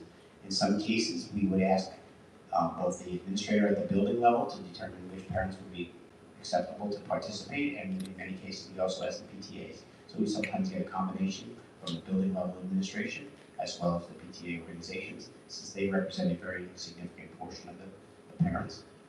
But again, it depends, and each committee is different.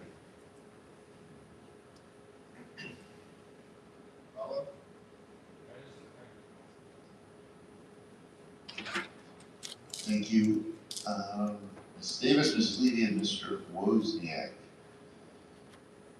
Unfinished is actually recommended actions, approval of minutes. Be it resolved, the Board of Education may get any necessary corrections to move the approval of the minutes of the regular meetings dated May 21st, 2026, the special meeting dated June 4th, 2026, and the regular meeting dated June 16th, 2026. Do I have a motion?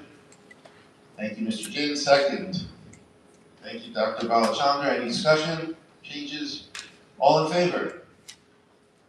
4-0. Thank you very much. Be resolved, unfinished business. Be resolved, the Board of Education approves tabling the second reading of the following policies: Series 1000, Series 2000, Series 3000, Series 4000, Series 5000, Series 6000, Series 7000, except for 7110, 7130, 7212, and Series 8000. We are tabling. Do I have a motion?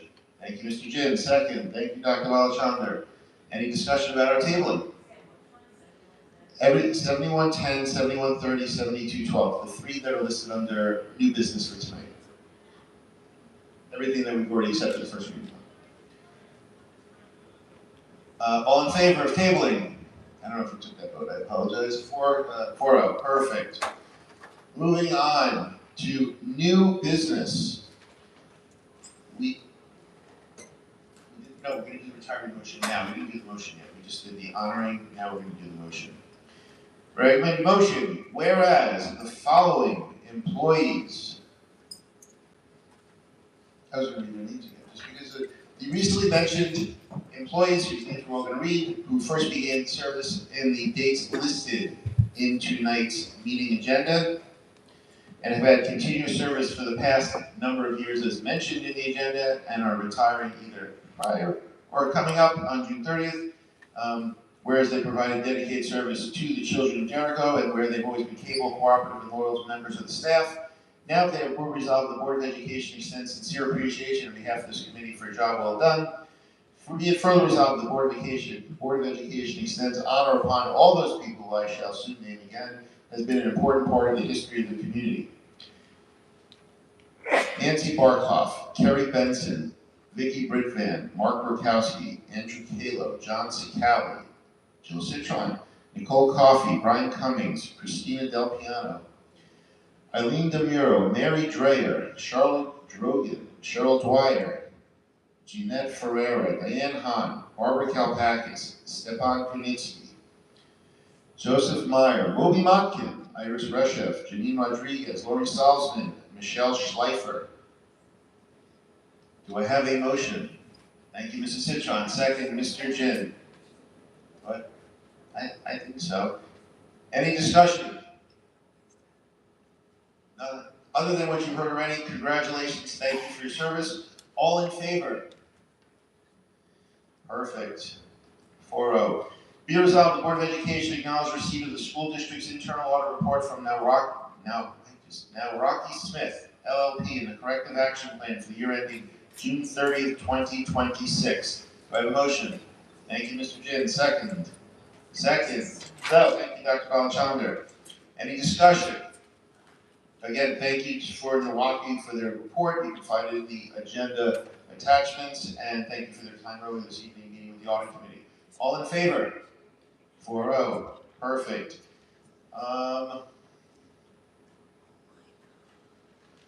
As we announced earlier this year, the board has been working to update the entire policy manual. Board policy establishes the framework for district operations, provide guidance for staff, students, and community members, and addresses topics such as curriculum, budget, student rights and responsibilities, and personnel actions. We are now approaching the end of the first reading. So we're going to do acceptance of first reading of Board Policy 7110. What are we doing? Be resolved. Wait, no. Be resolved, yes. The Board of Education accepts the first reading of Policy 7110, 7110, Comprehensive Student Attendance, 7130, School Admissions, and 7212, Response to Intervention Process. Do I have a motion? Thank you, Mr. Jin. Second. No, we're going to discuss them all together. We can vote on them separately, but I'm just moving them all together. What? That's okay. You can just, we will, you know what? We will take the vote separately, but we can move all three together, or we can't. Yes, we can move all three together. Do I have a second then, Mrs. Dr. Balachandra? Sure, we got a second from Dr. Balachandra. Discussion. Let's start off with 7110, student attendance.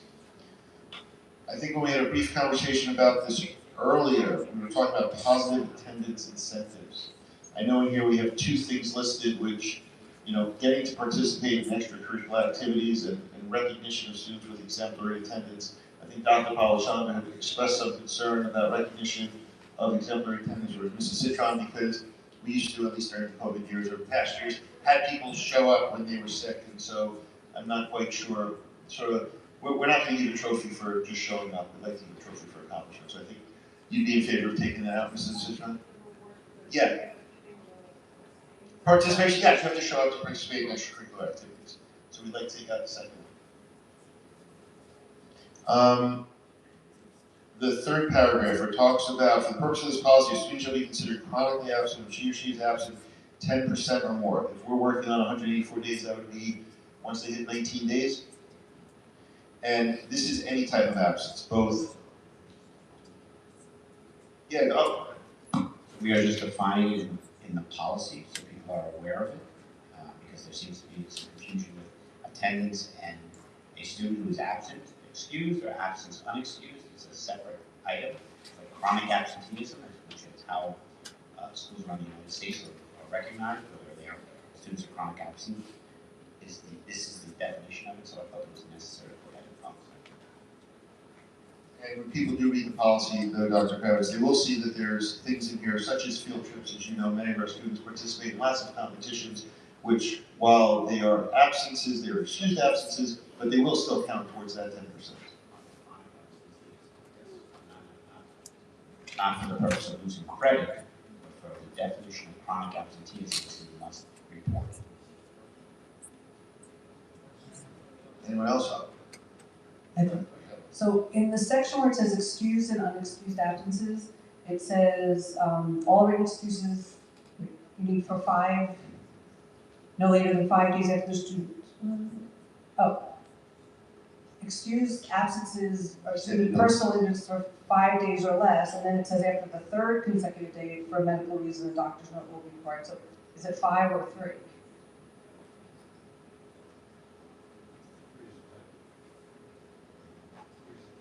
Should say after the 5th consecutive day. And then. Or else what? What happens if they don't bring the doctor's note? Got it. Thank you.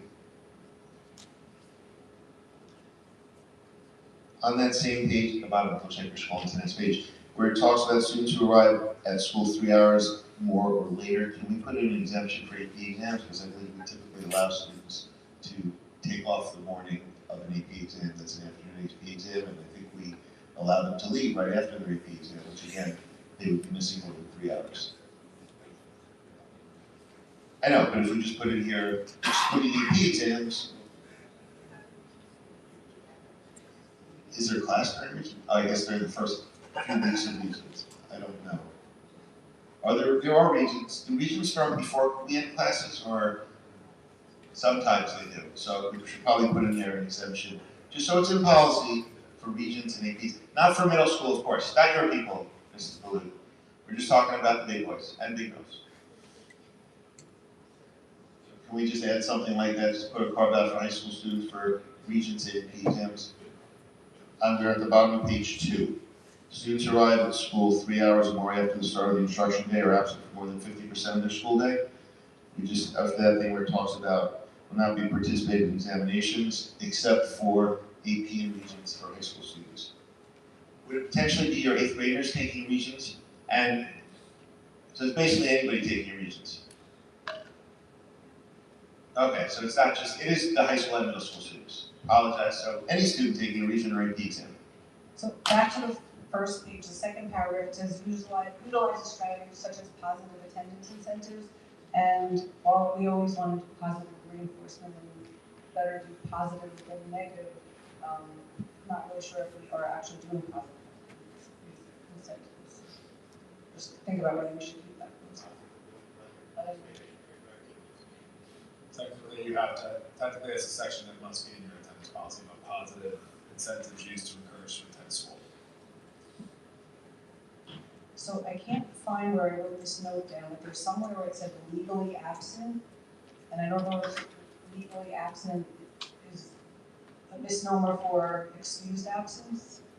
So I'm trying to find where that note is to but I don't think that's, it should just say excused, but I'll try to find that. While she's looking for that, top of page 3, first full paragraph, third sentence. If the student does not have a note, the designation shall be at the discretion of the teacher based on the reason for student is late to class. 3 unexcused tardies of less than 10 minutes will be considered an unexcused absence. 3 excused tardies will result in an excused absence, and the consequences as outlined for absences will be applied.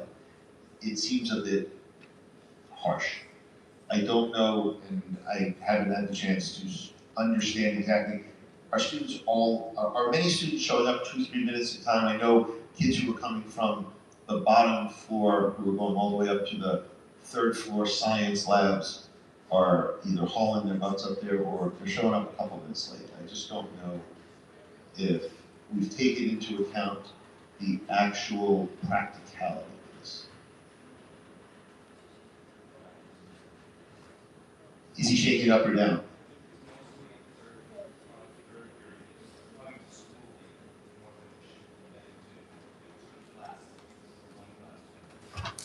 Okay, fair enough then. In the section where it says attendance/grade policy. No, Page 5. The third paragraph under that says if a student is legally absent from school. So I'm wondering if that should just say. As an excuse absent. It's page 5, the second paragraph, third paragraph. That means excuse absent. So we'll change it to that. And there's somewhere in, I also didn't write down where, but there's used the word dean of students. Yeah, that's on the next page. That is, did you change it? Okay. Then it was in the other policy, it was dean of students. So definitely in the dean of students. Two other things. There. Okay.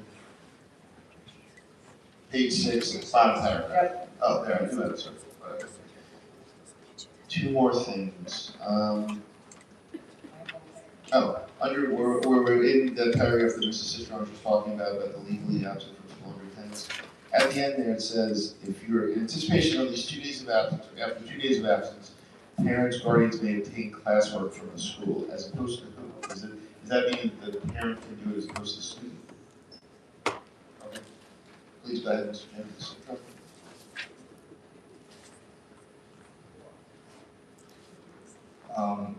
I think our old policy has one of the parts that indicating the children's needs to be in school for certain hours in order to take the AB test. Didn't we have that in this year? Do we have that in the? Yes.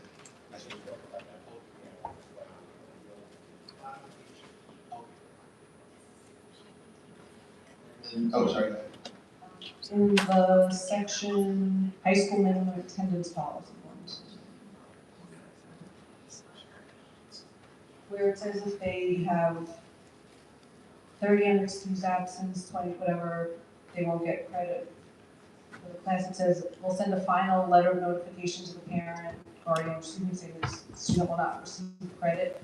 Can we give a notice to the parents before they get to that point? Okay. At 15, okay, at 15.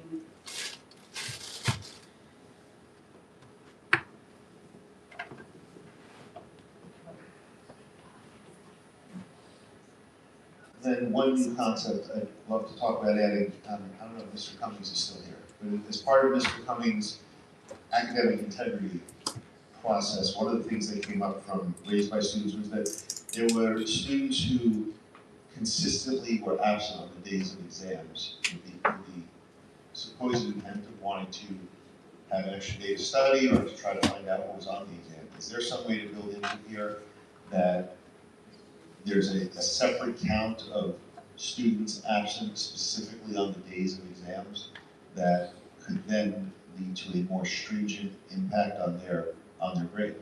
So, like, according to what students were saying during these committee meetings, that there were students who consistently were absent on the day of tests, so that they would then go to the testing center 1 day, 2 days, 3 days later, and it was seen as that this was a coordinated effort to try to get a leg up by either finding out what was on the exam, giving themselves extra time to study, or what many would consider an unfair advantage in that class. Of course.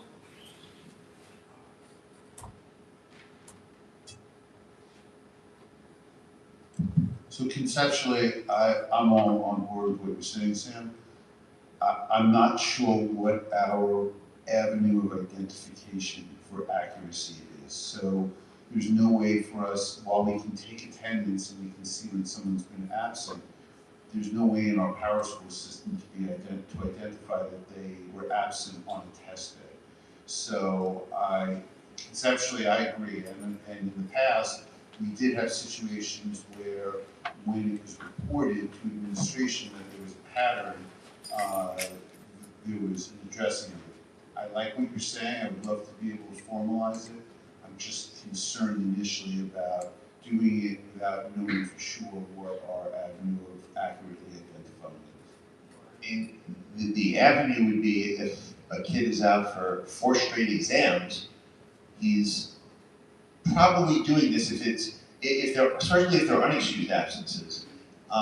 If they're excused absences because he's at an FBLA or she's at an FBLA competition, it's different. But I mean, I don't think there's a way to get to it. Again, maybe it's going back to your progressive system where if this happened 2 or 3 times during the first semester, there's a letter that goes out and says, you better be coughing up a lung before you miss the next exam. I'm fine with all that. I just think, unfortunately, because it's not a clearly identifiable process in our system, we're now dependent upon it being reported to us from teachers. So while one teacher might be vigilantly reporting that, we know that a student has been absent 4 times in that class on test days, the problem could be compounded if it's actually happening in multiple classes, and I may not have consistency of how that's reported. 100%. Unfortunately, we have a man here who would be able to influence whether his teachers are properly reporting this. And I apologize before you do that. Ms. Cien looks like she wants to say something on this topic. I can't tell. She's leaning forward with eager anticipation. Am I misreading that, Ms. Cien? Okay, I'm misreading. She's interested. Oh, okay. So, let's work off the fact that we agree that this is an issue. We agree that we should try to find, and Ms. Cien is shaking her head. She's into this. So, we need to find a solution, and it needs to occur, because like I said, there were multiple students who were talking about this as an issue during these academic integrity meetings. And I fully appreciate that Power School may not be the tool. I think you've shown me tools in the past where you can see on a daily basis what a teacher is teaching and what they're having on exam days. Or it could be, as you said, a report that I gave an exam today and the teacher then, and I don't know how that affects the union contract and reporting. I'm just speculating here. On the days when teachers are giving exams, they need to hand in a list of absent students that day. And I understand not every teacher will do it. That's a shortcoming that the man at the mic can hopefully help us with. No, I'm just going to complicate things further. Unfortunately, the problem is if you have students who are taking 6 AP courses, or just take, let's say, 5, you might have a test every day of the week. And that's the one thing that complicates it. Yes, I agree with you. We were at the same meetings, and there are students who duck. They may duck their chemistry exam, but not duck their English exam, for example. But you do have the complication of, and we went through testing schedules and everything else, where every day of the week, these students may be having a test, so they're ducking out on some, but not others, kind of thing. So just all I'm trying to say, this is another way of complication when it comes to this. And I don't want to make perfection the enemy of good. And I'm sure we may miss certain situations, and I'm sure we may, after a quick investigation, realize that our concern was unwarranted. But it certainly, in the meetings we sat in and from other conversations, there's plenty of smoke in this area. There clearly is at least kindling on fire. And I think it's something that if we ignore it, we're not doing our duty to the vast amount, the majority, the preponderance, virtually all of our students who aren't trying to abuse the system that way. So I think we have to try to adjust it, but our superintendent has a concern. I think there are other factors also. So we live in a world of fluidness every day. So whether you have a fire drill that happens or a teacher absent and the days change, I think it's very difficult in general to manage that, but we can definitely look into it and tracking it. But I think just regularly things happen. And to this point, when they cancel the test and they're switching those days, I think that's overall trying to track when we have to look at deep dive. I didn't say it was going to be easy. I think it is easy, but I wasn't saying that. Because, again, you're just writing it down. And as I've heard, it's not that a kid misses 1, 2, 3. It's like there's not a half a dozen reasons why you're missing half a dozen tests. I mean, we have way too many fire drills from a concept, from what I hear from the teachers at least. But they're required, and we're going to do that, but there's not that many fire drills that the kids are going to be missing every test. Sam, yes, sir. I think. I don't want to be late because we're not obviously putting it in. And my last statement on this, again, conceptually, I'm fully on board with what you're saying. I think the hesitation that you're hearing from some of the educators is creating a system that merely the system is the one that's identifying it. But we probably could create some sort of system whereby teachers are seeing a pattern of this happening to flag and identify a student, work with school administration to then put a deeper dive into those students and have a way to identify those types of That's a great idea. Like I said, if we have something in this policy here, then a teacher may be more willing to come forward and say, this kid's missed the 4 last tests. I know this is against your this is against school board policy, and it should be against school board policy. This is against school board policy. This is what's happened. I've had a conversation with the student. Maybe they had great excuses, in which case nothing happens. And we've talked about these things in the past. My only fear is putting something in policy that we can't enforce. So if we word it in a way that allows us the ability to identify it, but knowing that we're not going to identify every situation, and if we haven't identified it, I don't want that alone to serve as a flaw. Again, we're going to miss it. We miss some of everything. We miss residency, we miss phones, we miss everything. So I don't know if it's going to make it for this first year, but I really would like to see, for the first read, I'd really like to see something that Mr. Cohen, it sounds like you and I are on the same, if you can just draft a sentence or two maybe and work with Mr. Goodstack to say this is what we do. And yeah, it's not going to be a definitive punishment if you miss 4 tests. I appreciate your point. But it could be that we could be something as simple as intentionally missing exams on a regular basis is a reason for X, Y, and Z.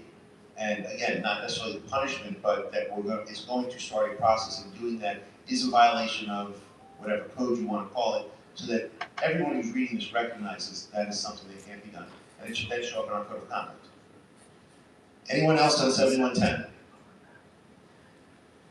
7130, school admissions. For those following along at home, this is an agglomeration of, I believe it's 4 different policies that existed in our old manual. It talks about admissions of students, revenues concerning non-residents, education of homeless under McKinney-Vento, and non-resident students.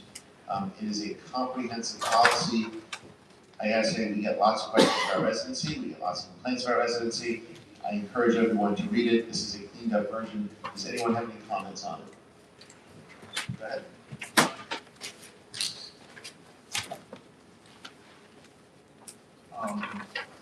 The residency requirement, are we allowed to ask for more than one, or is it only one? I know there's a lot of options on the list, but can we ask for 2? That's a great question. Technically, according to the Attorney General, you can ask for what's sufficient. And what's sufficient is different in every case. So it won't, if someone brings in a library card that says Jericho Library, that's probably not going to be sufficient to establish residency. But if someone provides a deed, and what that might be, it depends on whoever it is on a case-by-case basis. I would say don't put a specific number, just because, again, you might be satisfied with one, whereas in the case of a library card, you're not going to be satisfied with that. Same with driver's license, for example. By law, you're supposed to change your driver's license every time you move, but that doesn't mean it actually happens. So again, just because someone turns in a driver's license that says Jericho, it doesn't mean they actually live in Jericho. So you would need more than just that one proof that says you live in Jericho. Here's my driver's license to showcase that. Okay. The only reason I brought up is because the lease requirement, because anyone can just go to Staples and buy a lease contract and write that lease up as a landlord or tenant, and then pretend they live there and send that in. I mean, I would say if that's discovered, that's a crime. But, of course, but people do it. I'm sure they do, and then unfortunately, if it's discovered, then that's a problem that I would assume that may report to the authorities. I mean, you can't just. Right. I mean, submitting a false document to a government is a crime. So, I agree. Yes. But I mean, in the lease, again, it depends. Again, if it looks like a temporary lease, it's whoever is the registrar. It's their determination as to whether it's sufficient to establish residency. And if the answer is yes, then you move on and her child gets enrolled. And if the answer is no, then you say it's not sufficient. Please provide more proof starting off from this. And another thing is, one of the language is said something about we had the right, we reserve the right to get this tuition back if they don't live here, right? Because if anyone who doesn't live here just wants to chase that money back or whatever, can we punish a landlord who's lending out? Well, I guess it depends, that hypothetical is, it depends, are we talking about the landlord who's created a fake lease, or are you talking about the person you're talking about the person who may have had an accurate lease and then moved out of town and never told anyone? I mean, those are two different situations, and the landlord might not know about it, and that's the other problem. So you don't know, just because, again,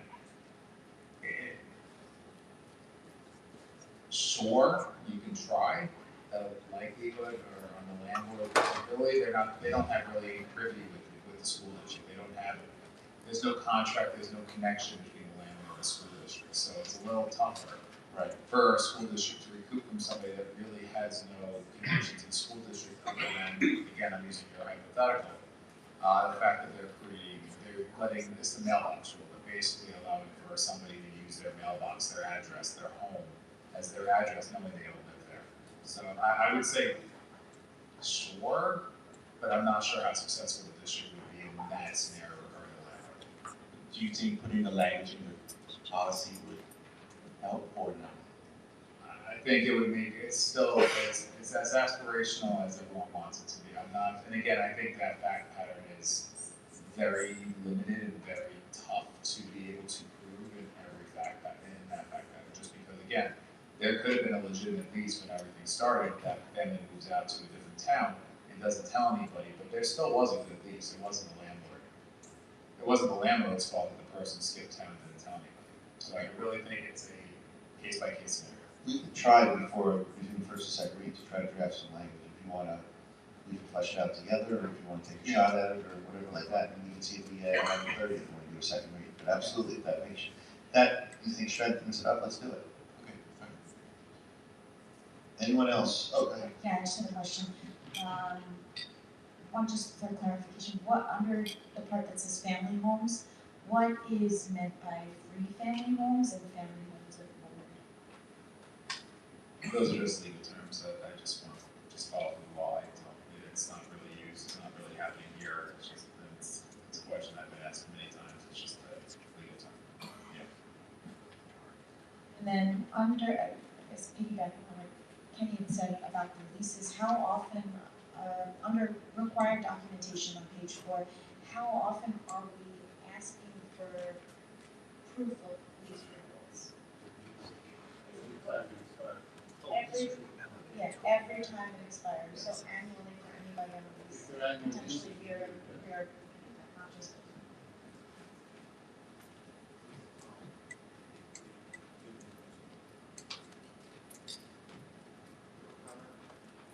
I think we do more verification, because I think we do K, 3rd grade, 5th grade, and 7th grade, 3rd, 6th, and 9th. 3rd, 6th, 9th, and 11th. I go 7th grade, we do it. No, just 3rd, 6th, 9th. We'll talk about that.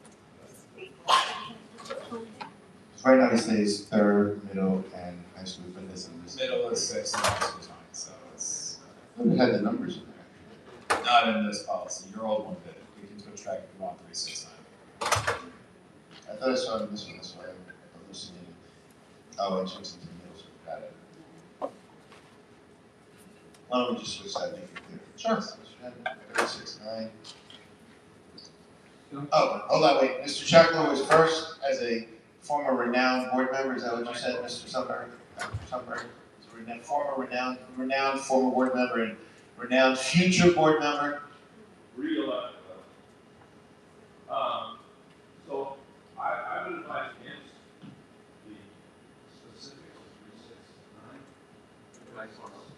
What's that?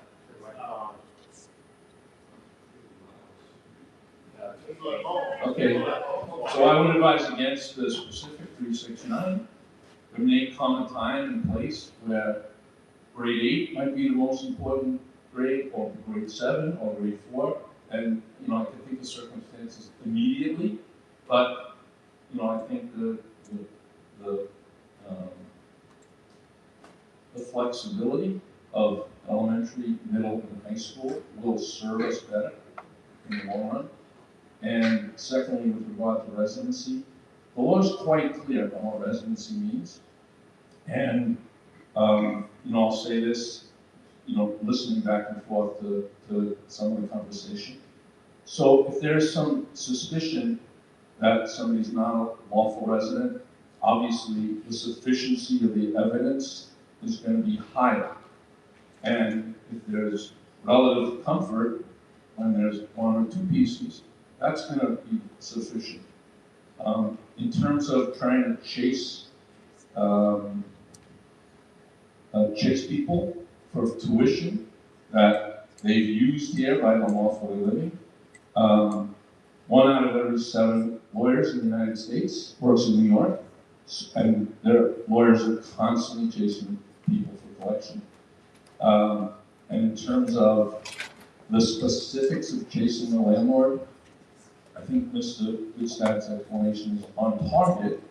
However, there might be some instance where there's an email between the landlord and a tenant saying, pay me $500 a month so you could use my mailbox to fool the school system into believing you're a resident.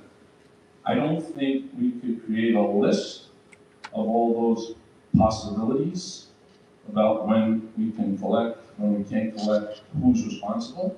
But in terms of the law, there's a real strict statute about what determines residency, and that's probably our best model.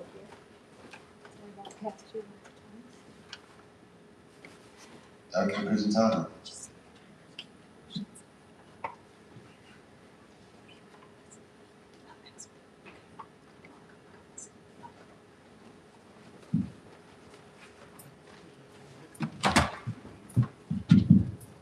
Just wanted to provide just a little bit of clarity, just to be very sure basic what we do. I'm in charge of registration. It's what I've been doing for the district for about 5 years. Currently, residency verification is happening in 3rd, 5th, and 8th grades. So it's basically before you transition to a new school, right? Plus, the board asked us to add 3rd grade, I think 2 years ago last year. Right, so it's 3rd, 5th, and 8th currently. Second of all, Mr. Jin, to your question about a lease and whether a person could simply go to Staples, we also require the parents, hopefully with Mr. Goodstad's blessing, to fill out and have their landlord fill out a landlord affidavit. And on that landlord affidavit is a notarized letter from the landlord stating not only the parents who live in the address, but all the children. And it also states on there very clearly that this is being signed under the penalty of perjury. So I hope that that is helpful, that as student parents or landlords and parents and students are on their way in, we do absolutely do our best to let them know that if you are not following the law, you can be charged with perjury. Hope that helps. Just a question, just because I just read the policy. So when it says 3rd, 5th, and 8th, I mean, that's the policy as written says prior to the student's entrance into 3rd grade, entrance into middle school, and entrance into high school, which we changed to 6 and 9, which would still be the same thing. You're doing it in 5th grade prior to them going into 6th grade, correct? Correct. So it's being done yeah. in 3rd grade now, not in 2nd. Okay, so it's really 4, 6. It really should be 4, 6, and 9.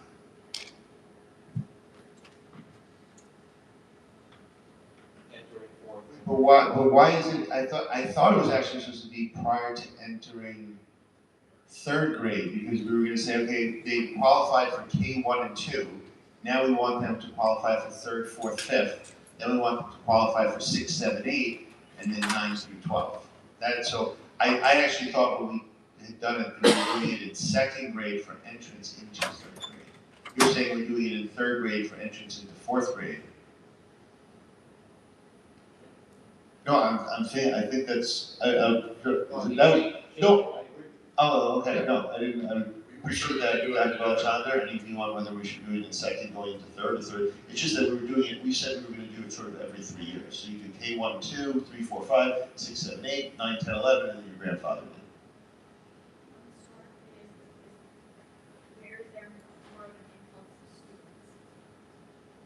honestly our largest influx of students. We have the money and data to be perfectly accurate, but from my recollection, mostly middle school and high school as they sort of transition through the years.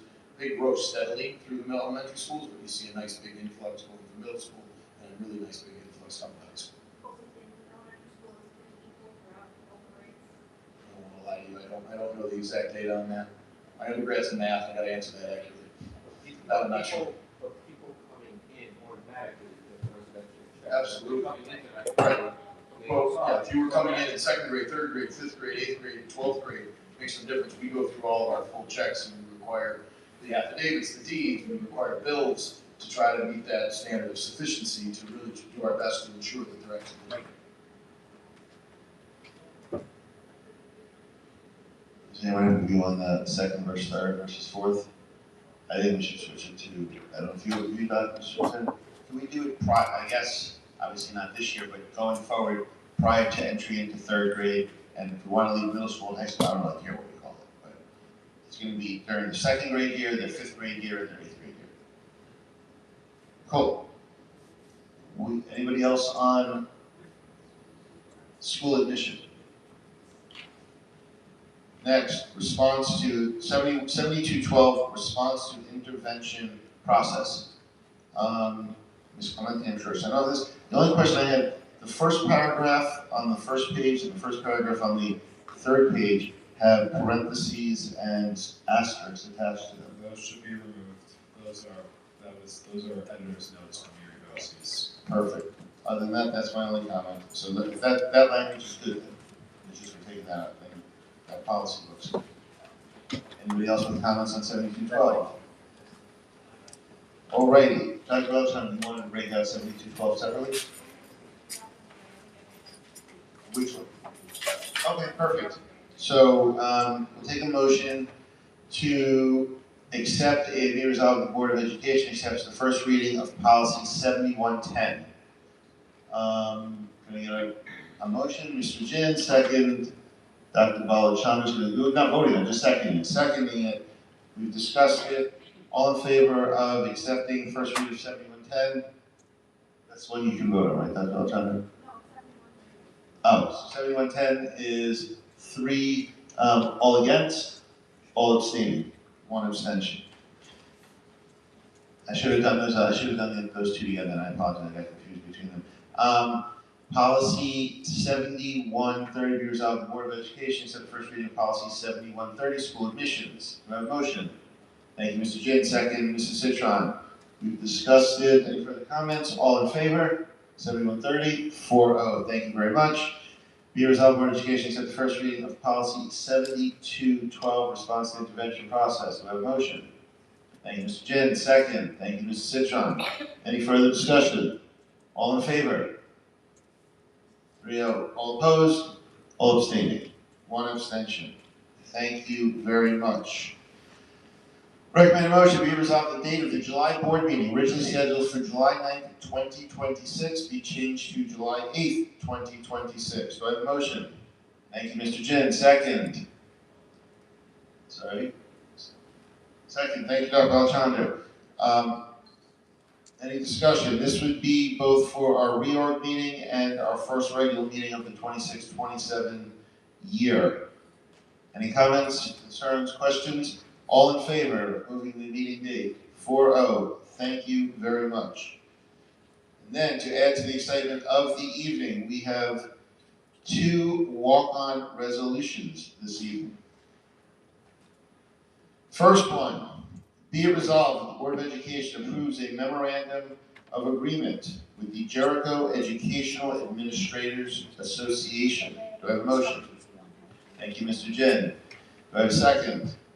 Thank you, Dr. Balachandra. I believe we're limited in, Mr. Gustat, we can't really discuss this, right? Personnel issue we can't discuss, so no discussion. All in favor?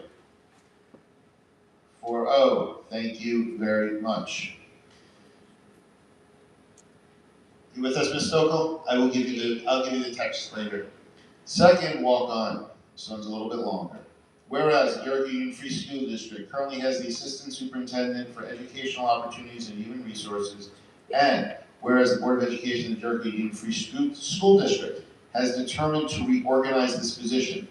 Therefore, be it resolved that the Board of Education of the Jericho Union Free School District hereby authorizes the restructuring of the Assistant Superintendent for Educational Opportunities and Human Resources into two positions. Number one, the Assistant Superintendent for Administration, Analytics, and Information, and two, the Assistant Superintendent for Human Resources, effective July 1st, 2026. And be it further resolved that the Board of Education for the Jericho Union Free School District authorizes the job descriptions for Assistant Superintendent for Administration, Analytics, and Information, and Assistant Superintendent, be it further resolved that the Board of Education of the Jericho Union Free School District authorizes the job descriptions for the Assistant Superintendent for Administration, Analytics, and Information, and the second one, Assistant Superintendent for Human Resources. Do I have a motion? Second. Thank you, Dr. Alchandra. Again, there's really no discussion here, right, Mr. Goodstead, or no? Any discussion? Any discussion? All in favor? No? Yes? No? All opposed? All abstaining? 3-1. Perfect. We then are moving to schedules. Be it resolved that the Board of Education accepts schedule business affairs, little I1 treasurer's report through Schedule KK, non-instructional leave of absence. Is that still the same one? Yes. Do I have a motion? Do I have a second on the motion? No, to doing all the schedules. Any discussion about any of the schedules? I thank all of our schedule people in curriculum and business and human resources. They look clean this month. All in favor? 5-0. Thank you. 4-0. 4-0. We look forward to seeing many of you at the various celebratory events over the next 10 days and our June 30th final meeting of the year. Anything from any of my colleagues before we adjourn? Do I have a motion to adjourn? Thank you. We want to say, well, should I come into our June 30th end of year meeting after graduation? Just joking, Miss Yen. Just joking. Miss Yen, if we haven't already said thank you, we say thank you 1,000 times over. Your student wellness report was outstanding. Thank you for your endurance with some of these meetings. Do I have a motion to adjourn? Mr. Jin for second, Dr. Alchandra, all in favor of adjourning? 4-0. Thank you very much.